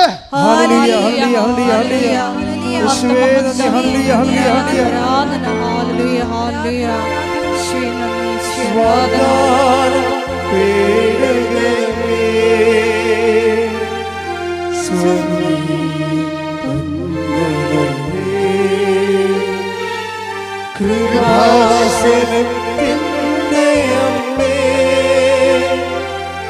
പ്രസാദം വരമാതാവേ. അതായത് നമ്മൾ ടൈം ഷോർട്ടനിങ് ഉണ്ട്. ഇതിനകത്ത് ടൈം ഷോർട്ടനിങ് ഉണ്ട്. പഴയ ഓസ്ട്രേലിയ 3 കൊല്ലം 3 പ്രാവശ്യം ഇൻ്റർവ്യൂ ചെയ്യാവുന്ന കാര്യമാണ് അമേരിക്കയിൽ വിത്തിൻ നോ ടൈം പെട്ടെന്ന് സെറ്റാകണത്. അതാണ് ടൈം ഷോർട്ടനിങ്ങും. ഇനി ഇതിനകത്തൊരു നോട്ട് ബൈ മെറിറ്റ് വർക്ക് ചെയ്യുന്നുണ്ട്. ഉടമ്പടിയിലെ ഒരു പ്രിൻസിപ്പിളാണ് നോട്ട് ബൈ മെറിറ്റ്. കാര്യം ഈ വിസേൻ്റെ സമയത്ത് വീണ്ടും ബാങ്കുകാർ പറഞ്ഞു നിങ്ങളെ ഗ്യാരണ്ടർ വെക്കണം, അല്ലെങ്കിൽ നിങ്ങൾ ലോണിന് വേണ്ടി പറമ്പ് തരണമെന്ന് പറഞ്ഞു. ഇവിടെ പറമ്പുമില്ല. അപ്പോൾ ഇവർക്ക് സങ്കടമായി. ഇപ്പോൾ പഴയ അവസ്ഥയായി. ഓസ്ട്രേലിയയിൽ ഇങ്ങനെയാണ് സംഭവം പോണത്. കാശ് വെക്കാൻ പറയുമ്പോൾ കാശും ഉണ്ടാകത്തില്ല, പിന്നെ എന്ത് ചെയ്യും, പറമ്പും ഉണ്ടാകത്തില്ല, പിന്നെ ക്യാൻസലാവും. വീണ്ടും ആ വിഷയത്തിൽ ചെന്ന്. പക്ഷേ ഇത് മാതാവ് നേരിട്ട് ഫയൽ എടുത്തിരിക്കണതാണ്. അമ്മ ഇങ്ങനെ സമയമായില്ലെന്ന് പറഞ്ഞിട്ട് സമയമാക്കിയതുപോലെ പച്ചമഷിക്ക് ഒപ്പിട്ടിരിക്കുന്നതാണ്. ഈ സാധനം ഇങ്ങനെ ഗ്രീൻ ചാനലിൻ്റെ കൂടെ പോകും. കാര്യം ഇവൾക്ക് വിസ അറേഞ്ച് ചെയ്ത് കൊടുത്ത് അങ്കിൾ പറയും എടി ഇതൊന്നും പ്രശ്നമൊന്നുമില്ല, ഞാൻ ഗ്യാരണ്ടി ചെയ്യാം, അല്ലെങ്കിൽ പണി ചെയ്യും, ഞാൻ തന്നെ 5 സെൻറ്റ് സ്ഥലം ഞങ്ങൾക്ക് ഫ്രീ ആയിട്ട് തരാം, നീ അത് ബാങ്കിൽ വെച്ചിട്ട് പൈസ എടുക്കാൻ പറഞ്ഞു. അങ്കിള് ബാങ്കിൽ പൈസ എടുക്കാൻ വേണ്ടി 5 സെൻറ്റ് സ്ഥലം ഇവക്ക് വെറുതെ കൊടുക്കും. അപ്പം നിങ്ങൾ ചിന്തിക്കേണ്ടത് ഒരു സംഭവം ഈ പണമില്ലാത്തത് കൊണ്ടാണ് ഇത്രയും നാളെല്ലാം തകർന്നത്. അതാണ് മെറിറ്റ് ഇല്ല അതുകൊണ്ട്. അപ്പോൾ നോട്ട് ബൈ മെറിറ്റ്, പിന്നെ ഉള്ളത് ബട്ട് ബൈ ഗ്രേസാണ്. ഗ്രേസ് എന്ന് പറയുമ്പോൾ നമ്മൾ വിചാരിക്കാത്ത ഇടങ്ങളിൽ നിന്ന് നമ്മളെ സപ്പോർട്ട് ചെയ്ത് സഹായം ദൈവം, നമ്മൾ ചിന്തിക്കത്തില്ല, ആലോചിക്കത്തില്ല. എവിടുന്ന് സഹായം വരും എന്ന് ചോദിച്ചു കഴിഞ്ഞാൽ ബൈബിൾ പറഞ്ഞ ഒറ്റ ഉത്തരവേ ഉള്ളൂ. എന്താണ്? ആകാശം ഭൂമി സൃഷ്ടിച്ച കർത്താവിൽ നിന്നാണ് എൻ്റെ സഹായം. Take the bed of God. ശ്രദ്ധിക്കട്ടെ. ഹല്ലേലൂയ ഹല്ലേലൂയ ഹല്ലേലൂയ ഹല്ലേലൂയ. യേശുവേ നന്ദി. ഹല്ലേലൂയ ഹല്ലേലൂയ ഹല്ലേലൂയ ഹല്ലേലൂയ ഹല്ലേലൂയ ഹല്ലേലൂയ ഹല്ലേലൂയ. കൃപയെന്നും നിത്യം ദൈവകൃപയെന്നും നിത്യം കൃപമതിയെന്നും യേശുവേ നിൻ കൃപമതിയെന്നും യേശുവേ. കൃപയെന്നും നിത്യം ദൈവകൃപയെന്നും നിത്യം കൃപമതിയെന്നും യേശുവേ നിൻ കൃപമതിയെന്നും യേശുവേ. പരിശുദ്ധ പരമദിവ്യകാരുണ്യത്തിന് ആരാധനയും സ്തുതിയും പുകഴ്ചയും ഉണ്ടായിരിക്കട്ടെ. നമ്മൾ അനുവിജയൻ്റെ കാര്യം കൂടി എടുത്തിട്ട് നമുക്ക് ധ്യാനം രോഗസൗഖ്യ പ്രാർത്ഥനയ്ക്ക് പ്രവേശിക്കുകയാണ്. അനുവിജയൻ നമ്മുടെ ഇടയ്ക്ക് വെച്ച് പറഞ്ഞായിരുന്നല്ലോ, അനുവിജയൻ്റെ ജീവിതത്തിൽ അവൾ പറയണത്, എനിക്ക് ഇനി കല്യാണം കഴിച്ചതാണോ, ഇനി മുന്നോട്ട് പോകാനുള്ള ഒരു വഴി ഞാൻ കാണുന്നില്ല, എനിക്ക് ആകപ്പാടെ ഉള്ളത് ഈ ലിസ്റ്റാണ്, PSCയുടെ ഈ ലിസ്റ്റാണ്. ഈ ലിസ്റ്റിൽ നിന്ന് എനിക്ക് അപ്പോയിൻമെൻറ്റ് കിട്ടിയില്ലെങ്കിൽ എനിക്ക് ജീവിതമില്ല. പക്ഷേ എനിക്കത് വേണ്ടി പറയാനോ, ഇനി അത് കൈവിട്ടുപോയ പരീക്ഷയാണ്. അപ്പോൾ കൈവിട്ട് പരീക്ഷ എഴുതി കഴിഞ്ഞിട്ടാണ് റാങ്ക് ലിസ്റ്റും കട്ട് ഓഫും വരുന്നതിന് മുമ്പാണ് ഇവള് പറഞ്ഞത്, മാതാവിനോട് പറഞ്ഞ, അമ്മേ ഞാൻ പരീക്ഷ എഴുതിപ്പോയി, എനിക്ക് ആ പരീക്ഷ എഴുതിയ കാലത്ത് നിന്നെ അറിയത്തില്ലായിരുന്നു. സത്യമായി ഉള്ളതുപോലെ അവൾ പറയും, പരീക്ഷ എഴുതിയ കാലത്ത് നിന്നെ എനിക്കറിയത്തില്ലായിരുന്നു. ഞാൻ ഉടമ്പടി എടുത്തിട്ടില്ല, ഇപ്പോഴാണ് ഞാൻ ഉടമ്പടി എടുത്തിരിക്കണത്. അതുകൊണ്ട് ഈ ഉടമ്പടി ഞാൻ പരീക്ഷ എഴുതുന്നതിന് മുമ്പ് എടുത്തതായിട്ട് നീ കണക്കാക്കണം. അതായത് ടൈം ഷോർട്ടിങ് എന്ന് പറയുന്ന സംഭവം, അതായത് ആൾക്കാർക്ക് ദൈവത്തോട് സംസാരിക്കുന്ന രീതി കണ്ടില്ലേ, എന്ത് അധികാരമായിട്ടാണ്, എന്ത് ദൈവസ്നേഹത്തോട് സംസാരിക്കുന്നത്. അമ്മയോട് പറഞ്ഞു, അമ്മേ എൻ്റെ അവസ്ഥ ഞാൻ പെട്ടിരിക്കുകയാണ്. അതായത് എനിക്കറിയത്തില്ലായിരുന്നു നീ ഉള്ള കാര്യവും നീ ഉടമ്പടിയിലൂടെ എല്ലാവരും സഹായിക്കുന്ന കാര്യം എനിക്കറിയത്തില്ലായിരുന്നു. ആക്കുമ്പോൾ ഞാൻ PSC പരീക്ഷ എഴുതിയത്. ഇപ്പം ഞാൻ ഉടമ്പടി എടുത്തു. അപ്പോൾ നീ എന്താ ചെയ്യേണ്ടത്? ഇനി ഈ ഉടമ്പടി ഞാൻ പണ്ടെടുത്തതായിട്ട് നീ കണക്കിലെടുക്കണം. ഈ ആൾക്കാർ സംസാരിക്കുന്ന രീതി കണ്ടില്ലേ, അമ്മ അതുപോലെ തന്നെ ഇവൾ പണ്ടെടുത്തതായിട്ട് കണക്കാക്കി. പിറ്റേ ദിവസം കട്ട് ഓഫ് മാർക്ക് വന്നു, 16 കട്ട് ഓഫ് മാർക്ക് വന്നു. കോട്ടയം ജില്ലയിൽ ആദ്യമായിട്ട് ജന്മത്തിൽ 16 കട്ട് ഓഫ് മാർക്ക് വരുന്നത്. ഒരു മാസം കഴിഞ്ഞപ്പോൾ ഇവൾ അപ്പോയിൻറ്റഡായി. അതായത് ദൈവത്തിൻ്റെ കൂടെ ഇതുപോലെ മനുഷ്യന്മാർ വീട്ടിലുള്ളൊരു അംഗത്തെ പോലെ ദൈവസ്നേഹത്തോടെ സംസാരിച്ചുകൊണ്ട്, സത്യസന്ധമായ ദൈവത്തിന് വേണ്ടി ജീവിച്ചുകൊണ്ട്, സത്യസന്ധമായി ഈ ഉടമ്പടിയുടെ ഭാഗമായി ജീവിതം മുന്നേറുന്ന കാഴ്ച ഓരോ ദിവസവും കൃപാസനത്തിലെ ദൈവം എല്ലാവർക്കും വേണ്ടി കാണിക്കുന്ന സാക്ഷ്യത്തിൻ്റെ കാണിക്കലാണ്. നിങ്ങളെ സാക്ഷ്യങ്ങൾ എപ്പോഴും വായിച്ചു നോക്കണം. ഓരോരുത്തർ സാക്ഷ്യം നമുക്കറിയാം. ഒരു സാക്ഷ്യം എന്ന് പറഞ്ഞ ഒരു ജീവിതമാണ്. ഞാൻ ഉടമ്പടി പത്രം കൈ കിട്ടുമ്പോഴേ ഞാൻ ഓർക്കും, ദൈവമേ ഇതൊരു ജീവിതമാണല്ലോ. ഉടമ്പടി പത്രം കൈ കിട്ടുമ്പോൾ ഇവിടെ ആൾക്കാർ കൊണ്ടും തരത്തില്ലേ. അപ്പം ഞാൻ ഉടനെ ഓർക്കും, ദൈവമേ ഇതൊരു ജീവിതമാണ്. ഞാൻ മാതാവിനോട് പറയും, ഇതൊരു ജീവിതമാണ്. കാര്യം നമ്മളെ സംബന്ധിച്ചിടത്തോളം 100,000 പേരുണ്ടെങ്കിലും ഞാൻ ഓരോരുത്തരെയുമാണ് മാതാവിന് വെക്കണത്. കൊണ്ട് അമ്മേ ഇതൊരു ജീവിതമാണേ, ഇത് രക്ഷപ്പെട്ട ആ കുടുംബത്തിലുള്ള ഒത്തിരി പേര് ആശ്വാസം പ്രാപിക്കും. അപ്പോൾ നമ്മളുടെ ഓരോ ജീവിതത്തിനും ആ ജീവിതങ്ങളിലൂടെ രക്ഷപ്പെടാതിരിക്കുന്ന മറ്റുള്ള അനേകം വീട്ടിലുള്ളവർ ആശ്വാസം പ്രാപിച്ചിരിക്കാതിരിക്കുന്നവർ എല്ലാവരെയും ഉടമ്പടി അഡ്രസ്സ് ചെയ്യുന്നുണ്ട്. എൻ്റെ മക്കളോട് ഞാൻ ഇത്രയും സീരിയസ് ആയിട്ട് പറയാൻ കാര്യം, നിങ്ങൾ പോഴംകളിക്കാർ കുറച്ചുകൂടി സീരിയസ് ആകാൻ വേണ്ടിയാണ്. കാര്യം ദൈവസ്നേഹം നിറഞ്ഞ് പരിശുദ്ധ പ്രവർത്തനമായാലും കർത്താവിനെ ചില പറയും ഇന്നലെ ഒരു സഹോദരി അയച്ചപ്പോഴാണ്, ഞാൻ മരിച്ചു കിടക്കുമ്പോൾ സത്യമായിട്ടും ഉടമ്പടിക്ക് ആശീർവദിച്ച് നെഞ്ചത്തുണ്ടാകുമെന്ന്. അങ്ങനെയൊക്കെ ഈ ആൾക്കാർ പറയണമെങ്കിൽ എന്ത് ദൈവസ്നേഹം അനുഭവിച്ച് കാണവരെ, എന്ത് ദൈവസ്നേഹം അനുഭവിച്ച് കാണവരെ. അപ്പോൾ ഇത് ദൈവസ്നേഹത്തിൻ്റെ ഒരു പദ്ധതിയാണ്. അതുകൊണ്ട് തന്നെ നിങ്ങളെ പരീക്ഷിക്കാൻ നിൽക്കരുത്. പല ആൾക്കാർക്കും ദൈവം ആദ്യം അടയാളം കാണിക്കട്ടെ എന്നിട്ട് ഞാൻ ഉലക്ക പുഴുങ്ങാമെന്ന് പറഞ്ഞുകൊണ്ടിരിപ്പുണ്ട്. അവളൊക്കെ ഉലക്കൊക്കെ നടുവായിട്ടിരിക്കും ദൈവം. എന്നാൽ ദൈവത്തെ പരീക്ഷിക്കാൻ വിചാരിച്ചിറങ്ങിയിരിക്കുകയാണ്. ദൈവം ആദ്യം അടയാളം കാണിക്കട്ടെ എന്നിട്ട് ഞാൻ പിന്നെ അടുത്ത പരിപാടി എൻ്റെ കലാപരിപാടി. നിൻ്റെ കലാപരിപാടി കാണിച്ചിട്ട് ദൈവത്തിന് എന്താ? നീ എന്ത് കാണിച്ചിട്ട് എന്ത് കാര്യം ദൈവത്തിന്? വല്ല കാര്യമുണ്ടോ? ദൈവത്തിന് വല്ല പ്രയോജനമുണ്ടോ? അപ്പോൾ മര്യാദയ്ക്ക് നീ മുട്ട് വഴങ്ങിയിട്ട് ദൈവത്തിൻ്റെ വചനമനുസരിച്ച് ജീവിക്കാൻ നോക്കണം. അപ്പം നിൻ്റെ സത്യസന്ധത മനസ്സിലാക്കിയിട്ട് ദൈവം നിന്നെ സഹായിച്ചോളൂ. അല്ലാതെ ദൈവത്തിൽ നിന്ന് ഉടമ്പടിക്ക് ഞാൻ അടയാളം കാണട്ടെ, എൻ്റെ വേദന ഒന്ന് കുറയാൻ നോക്കട്ടെ, എന്നിട്ട് ഞാൻ ഉടുത്ത് കെട്ടി ഒരുങ്ങി ഉടമ്പടിയുടെ ഓരോ കാര്യം ചെയ്യാം. നെവർ, ഇത് വർക്ക് ചെയ്യത്തില്ല. ദൈവത്തെ പരീക്ഷിക്കാൻ വന്ന മറ്റൊരു പിശാചായിട്ട് ദൈവം നിന്നെ കാണത്തുള്ളൂ. എന്തിനാണ് ഉടമ്പടി എടുത്ത് പണി മേടിക്കണത്? അപ്പോൾ മര്യാദക്ക് പഴയ മനുഷ്യനെ ഉരിഞ്ഞു നിൽക്കണം. ചുമ്മാ ഉരിഞ്ഞിട്ട് കാര്യമില്ല, അവൻ്റെ ചെയ്തികളോടുകൂടി. Take the blood of God. ശ്രദ്ധിക്കട്ടെ. ഹല്ലേലൂയ ഹല്ലേലൂയ ഹല്ലേലൂയ ഹല്ലേലൂയ ഹല്ലേലൂയ. യേശുവേ നന്ദി. ഹല്ലേലൂയ ഹല്ലേലൂയ. കൊളോസ്യൻസ് 3:9 പഴയ മനുഷ്യനെ അവന്റെ ചെയ്തികളോട് കൂടെ നിഷ്കാസനം ചെയ്യുവിൻ. അടുത്ത അടുത്ത വചനം എന്താ? സമ്പൂർണ്ണ ജ്ഞാനം കൊണ്ട് സൃഷ്ടാവിന്റെ പ്രതിച്ഛായയ്ക്ക് അനുസൃതമായി നവീകരിക്കപ്പെടുന്ന പുതിയ മനുഷ്യനെ ധരിക്കുവിൻ. അപ്പോൾ സൃഷ്ടാവിൻ്റെ പ്രതിച്ഛായക്ക് എന്ന് പറയുമ്പോൾ സൃഷ്ടാവിൻ്റെ പ്രതിച്ഛായയാണ്. അപ്പോൾ ഈശോ ആണെന്ന് ആണ് വ്യാഖ്യാനങ്ങളുള്ളത്. പക്ഷേ ഈശോ സൃഷ്ടിയല്ലല്ലോ.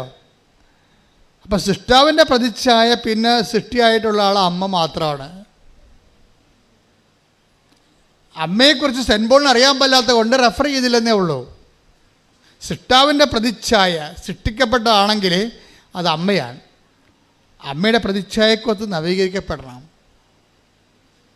അമ്മയുടെ സ്നേഹം, ദൈവസ്നേഹം, അമ്മയുടെ ദൈവവിശ്വാസം, അമ്മയുടെ ശുശ്രൂഷ മനോഭാവം, അമ്മയാണ് ഈശോനെ സ്വീകരിച്ചത്, അമ്മയാണ് ഈശോനെ വളർത്തിയത്, അമ്മയാണ് ഈശോനെ ലോകത്തിന് കൊടുത്തത്, അമ്മയാണ് രക്ഷകർത്തം പൂർത്തിയാക്കാൻ വേണ്ടി കുരിശിന് ചുവട്ടിൽ നിന്ന് അപ്പയുടെ ജോലി പൂർത്തിയാക്കിയത്. എല്ലാം അമ്മയാണ്.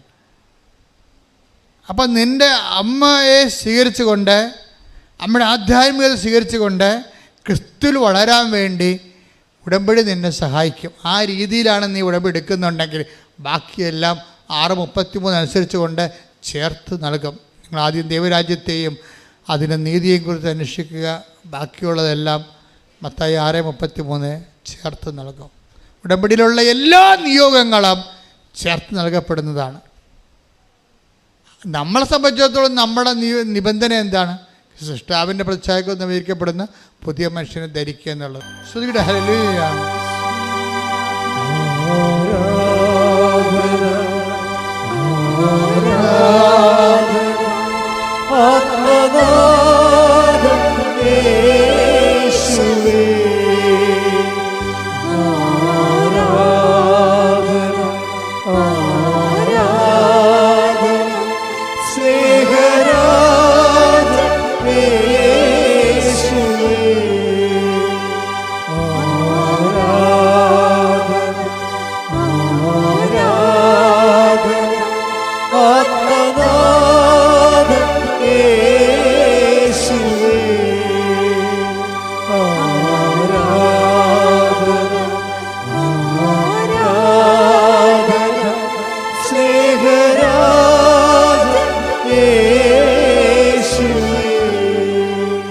പരിശുദ്ധ പരമദിവ്യകാരുണ്യത്തിന് മക്കളെ, രോഗസൗഖ്യ പ്രാർത്ഥന സമയമാണ്.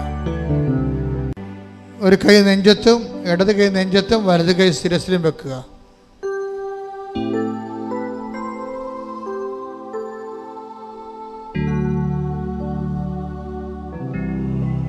ഈ നിമിഷം ഞാൻ സുഖപ്പെടും. കർത്താവ് മാതാവിൻ്റെ മധ്യസ്ഥത്തിൽ ഈശോ എന്നെ സുഖപ്പെടുത്തും. ഇന്ന് ഓൺലൈനിലുള്ളവരും മനസ്സിൽ വിചാരിക്കുക, രക്തസ്രാവക്കാരി രോഗി അവൻ്റെ വസ്ത്രത്തിലെങ്കിലും ഒന്ന് തൊട്ടാൽ താൻ സുഖപ്പെടുമെന്ന് ഉള്ളിൽ വിചാരിച്ചിരുന്നു. രോഗസൗഖ്യ പ്രാർത്ഥനയുടെ അടിസ്ഥാന യോഗ്യത ഉള്ളിൽ വിചാരിപ്പാൻ. ഞാനിപ്പോൾ സുഖപ്പെടും എന്ന് ഉള്ളിൽ വിചാരിക്കണം. കർത്താവേ, നിന്റെ ഉന്നതമായ നാമത്തിന് സ്വസ്ഥം ചെയ്യുന്നു. ശ്രുതികടെ ഹല്ലേലൂയ. കർത്താവ് നിന്റെ ഉന്നതമായ നാമത്തിന് സ്വന്തം ചെയ്യുന്നു. കർത്താവ് നിന്റെ വിശുദ്ധ പൗരോഹിത്യത്തെ മഹത്വപ്പെടുത്തണമേ. കർത്താവ് സഭയിലുള്ള സാന്നിധ്യം പ്രകടമാക്കണമേ. 38 വർഷം ഞാൻ അർപ്പിച്ച കൃപാനയുടെ യോഗ്യതയാൽ കൃപാസ്ഥാനത്താറെ ജീവനോടെ പ്രത്യക്ഷപ്പെട്ട പരിശുദ്ധ അമ്മയുടെ മാധ്യസ്ഥത, കർത്താവ് നിന്റെ തിരുമുറുപാർന്ന വലതുകരം, ആണിപ്പെടുതാർന്ന അത്ഭുതകരം, അടിപ്പിടർ പോലെ വൈദാക്കാലം പോലെ ദൈവിക ശക്തി ഉച്ചമുതൽ ഉള്ളംകാലം വരെ പ്രസരിക്കട്ടെ. മാരക രോഗങ്ങള്, തീരാവേദികള് യേശുവിന്റെ നാമത്തില് മാറിപ്പോകട്ടെ. ശ്രുതിക്കട്ടെ. എല്ലാ രോഗങ്ങളും സുഖപ്പെട്ടുകൊണ്ട് ആരാധനയിലൂടെ അങ്ങയുടെ നാമത്തെ മഹത്വപ്പെടുത്തണമേ. Hallelujah, hallelujah. മഹത്വം, മഹത്വം, ആരാധന, ആരാധന. ഹല്ലേലൂയ. ദാ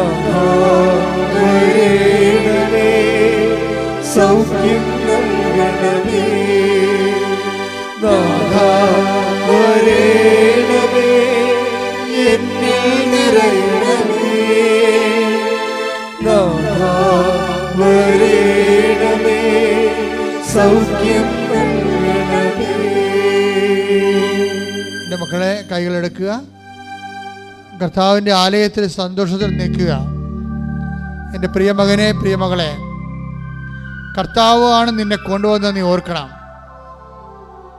ഈ അൾത്താരയിലിൻ്റെ വാതിക്കൽ നീ നിൽക്കുമ്പോൾ ലക്ഷക്കണക്കിന് മനുഷ്യർ ആശ്വാസം പ്രാപിച്ച ദൈവം അവരെ നേരിട്ട് സ്പർശിച്ച സ്ഥലത്താണ് ദൈവം നിന്നെയും കൊണ്ടുവന്നിരിക്കുന്നത്. നിൻ്റെ ജോലി, വീട്, വിവാഹം, വഴി, വെള്ളം, വെളിച്ചം, നിൻ്റെ വിസ, നിൻ്റെ നാട്ടിലെ ജോലി, സാമ്പത്തിക തടസ്സങ്ങൾ, തെറ്റ് നടപടികൾ, ശരീര അസുഖങ്ങൾ, സ്ഥലം വിൽക്കാനുള്ളവർ, അങ്ങനെ എല്ലാ മണ്ഡലങ്ങളിലും നിന്റെ യാത്രകൾ, ഈ ആഴ്ചയിലുള്ള ഈ മാസത്തിലുള്ള യാത്രകൾ, വന്ന തടസ്സങ്ങൾ, നിൻ്റെ കേസുകൾ, കോടതി കേസുകൾ, നിന്റെ തകർന്ന കുടുംബങ്ങൾ, മക്കളില്ലാത്ത അവസ്ഥകൾ എല്ലാം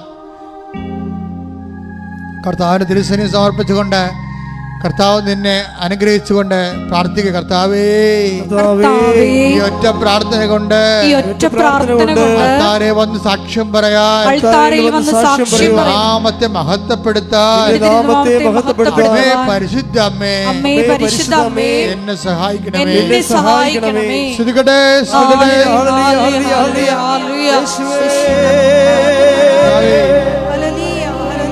ഉന്നതമായ നാമത്തെ സ്വന്തം ചെയ്ത് കർത്താവേ, കർത്താവേ നിന്റെ വിശുദ്ധമായ രക്തം തളിക്കണമേ. കർത്താവേ, 38 വർഷം ഞാൻ അർപ്പിച്ച കൃപാന്റെ യുഗതയാൽ കൃപാസന അൾത്താരെ ജീവനോടെ പ്രത്യക്ഷപ്പെട്ട മാതാവിന്റെ മധ്യസ്ഥതയാൽ ജീവിത ദുരിതങ്ങള്, ജീവിത തടസ്സങ്ങള്, ജീവിത സങ്കടങ്ങളുടെ കാരണങ്ങള് യേശുവിന്റെ നാമത്തില് മാറിപ്പോകട്ടെ. ശ്രദ്ധിക്കട്ടെ. ഹല്ലേലൂയ, ഹല്ലേലൂയ, ഹല്ലേലൂയ. ആരാധനയിലൂടെ എല്ലാ ജീവ ദുരിതങ്ങളെയും തടസ്സങ്ങളെയും നീ ഏറ്റെടുത്തുകൊണ്ട് അങ്ങയുടെ നാമത്തെ വീണ്ടും വീണ്ടും മഹത്വപ്പെടുത്തണമേ. Hallelujah, hallelujah. മുട്ടേ നിൽക്കുക. കൈകൾ കൂപ്പി കർത്താവിനെ നോക്കി മുട്ടേ നിൽക്കുക. വ്യക്തിപരമായ ആവശ്യങ്ങൾക്ക് വേണ്ടി മൗനമായി പ്രാർത്ഥിക്കുക.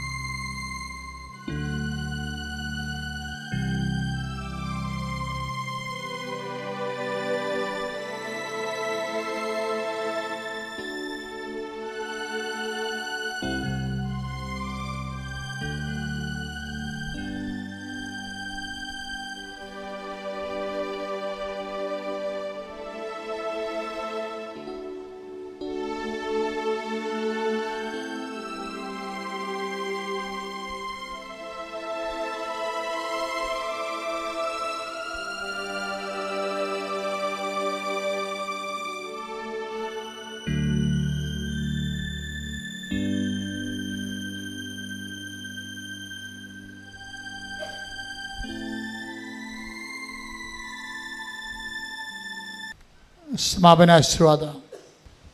ഒരിക്കൽ കൂടി മരിയൻ ഉടമ്പടിയിൽ സമർപ്പിച്ചിരിക്കുന്ന എല്ലാ വിഷയങ്ങളും ദേവമാതാവിൻ്റെ മധ്യസ്ഥയിൽ ദിവ്യകാരുണ്യ സന്നിധിയിൽ സമർപ്പിച്ച് ഒരു നിമിഷം നമുക്ക് മൗനമായിട്ട് പ്രാർത്ഥിക്കാം.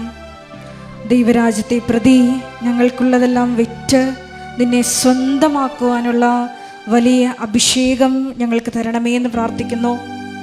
എല്ലാ ജീവിത വിഷയങ്ങളെക്കാളും ഉപരി ഈശോയെ, നിന്റെ തിരുമനസ് എല്ലായ്പ്പോഴും നിറവേറുവാൻ, അങ്ങനെ എപ്പോഴും നിന്റെ നാമത്തെ മാത്രം മഹത്വപ്പെടുത്തി ജീവിക്കുവാൻ ഈ ആരാധനയിലൂടെ ഞങ്ങളെ തിരഞ്ഞെടുത്ത് അഭിഷേകം ചെയ്യണമേ എന്ന് ഒരു നിമിഷം ഞങ്ങൾ പ്രാർത്ഥിക്കുന്നു. കൊളോസ്യൻസ് 3:9 തിരുവചനം അനുസരിച്ച് ഞങ്ങളിലുള്ള പഴയ തിന്മകളെ, പഴയ വ്യക്തിയെ പൂർണ്ണമായി നിഷ്കാസനം ചെയ്തുകൊണ്ട് സൃഷ്ടാവിൻ്റെ പ്രതിച്ഛായയ്ക്കൊത്തവിധം ദൈവമാതാവിൽ തിളങ്ങി വിളങ്ങിയ ഓരോ ദൈവിക പുണ്യങ്ങളും അനുദിനം അഭ്യസിക്കുവാൻ ഈ മരിയൻ ഉടമ്പടി ആരാധന വഴിയായി ഞങ്ങളെ അഭിഷേകം ചെയ്യണമേ എന്ന് പ്രാർത്ഥിച്ചുകൊണ്ട് ശിരസ്സ് നമിച്ച് നമുക്ക് ദിവ്യകാരുണ്യനാഥൻ്റെ ആശീർവാദം സ്വീകരിക്കാം.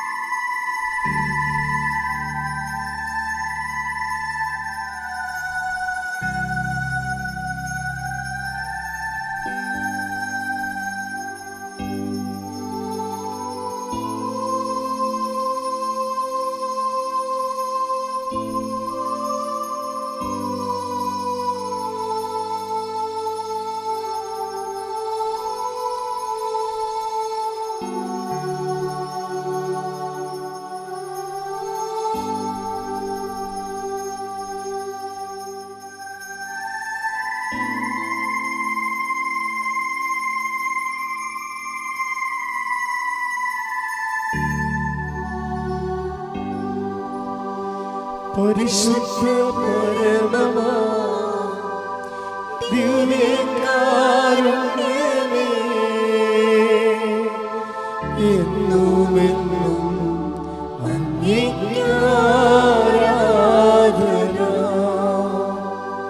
പരിശുദ്ധ പരമമാ ദിവ്യകാരുണ്യമേ,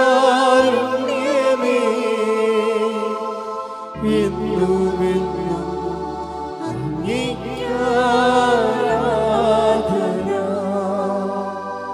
പരിശുദ്ധ പരമമാ ദിവ്യകാരുണ്യമേ, എന്നുമെന്നും അങ്ങേക്ക് ആരാധന.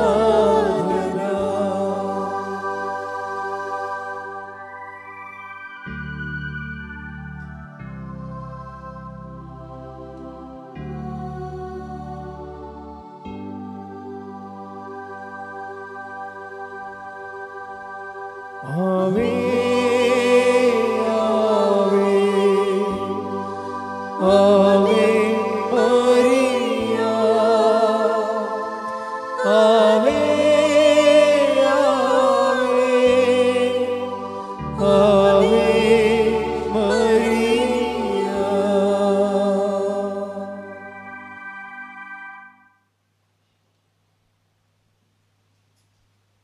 അറിയിപ്പുകൾ. എല്ലാ ദിവസവും 7:30 മണിക്കാണ് നമ്മുടെ പരിശുദ്ധ കുർബാന. 7 മണിക്ക് ഉടമ്പടിയുടെ ഫസ്റ്റ് ക്ലാസ്സുകൾ, ഫസ്റ്റ് ബാച്ച്, ഉടമ്പടിയുടെ പുതുക്കേണ്ടതിൻ്റെ ഫസ്റ്റ് ബാച്ച്, അത് 7 മണിക്കാണ്. പിന്നെ 11 മണിക്ക് ഉടമ്പടിയുടെ പുതുതായിട്ട് എടുക്കുന്നതിൻ്റെ സെക്കൻഡ് ബാച്ച്, 1:30 മണിക്ക് ഉടമ്പടിയുടെ തേർഡ് ബാച്ച്, അങ്ങനെയാണ് പോണത്.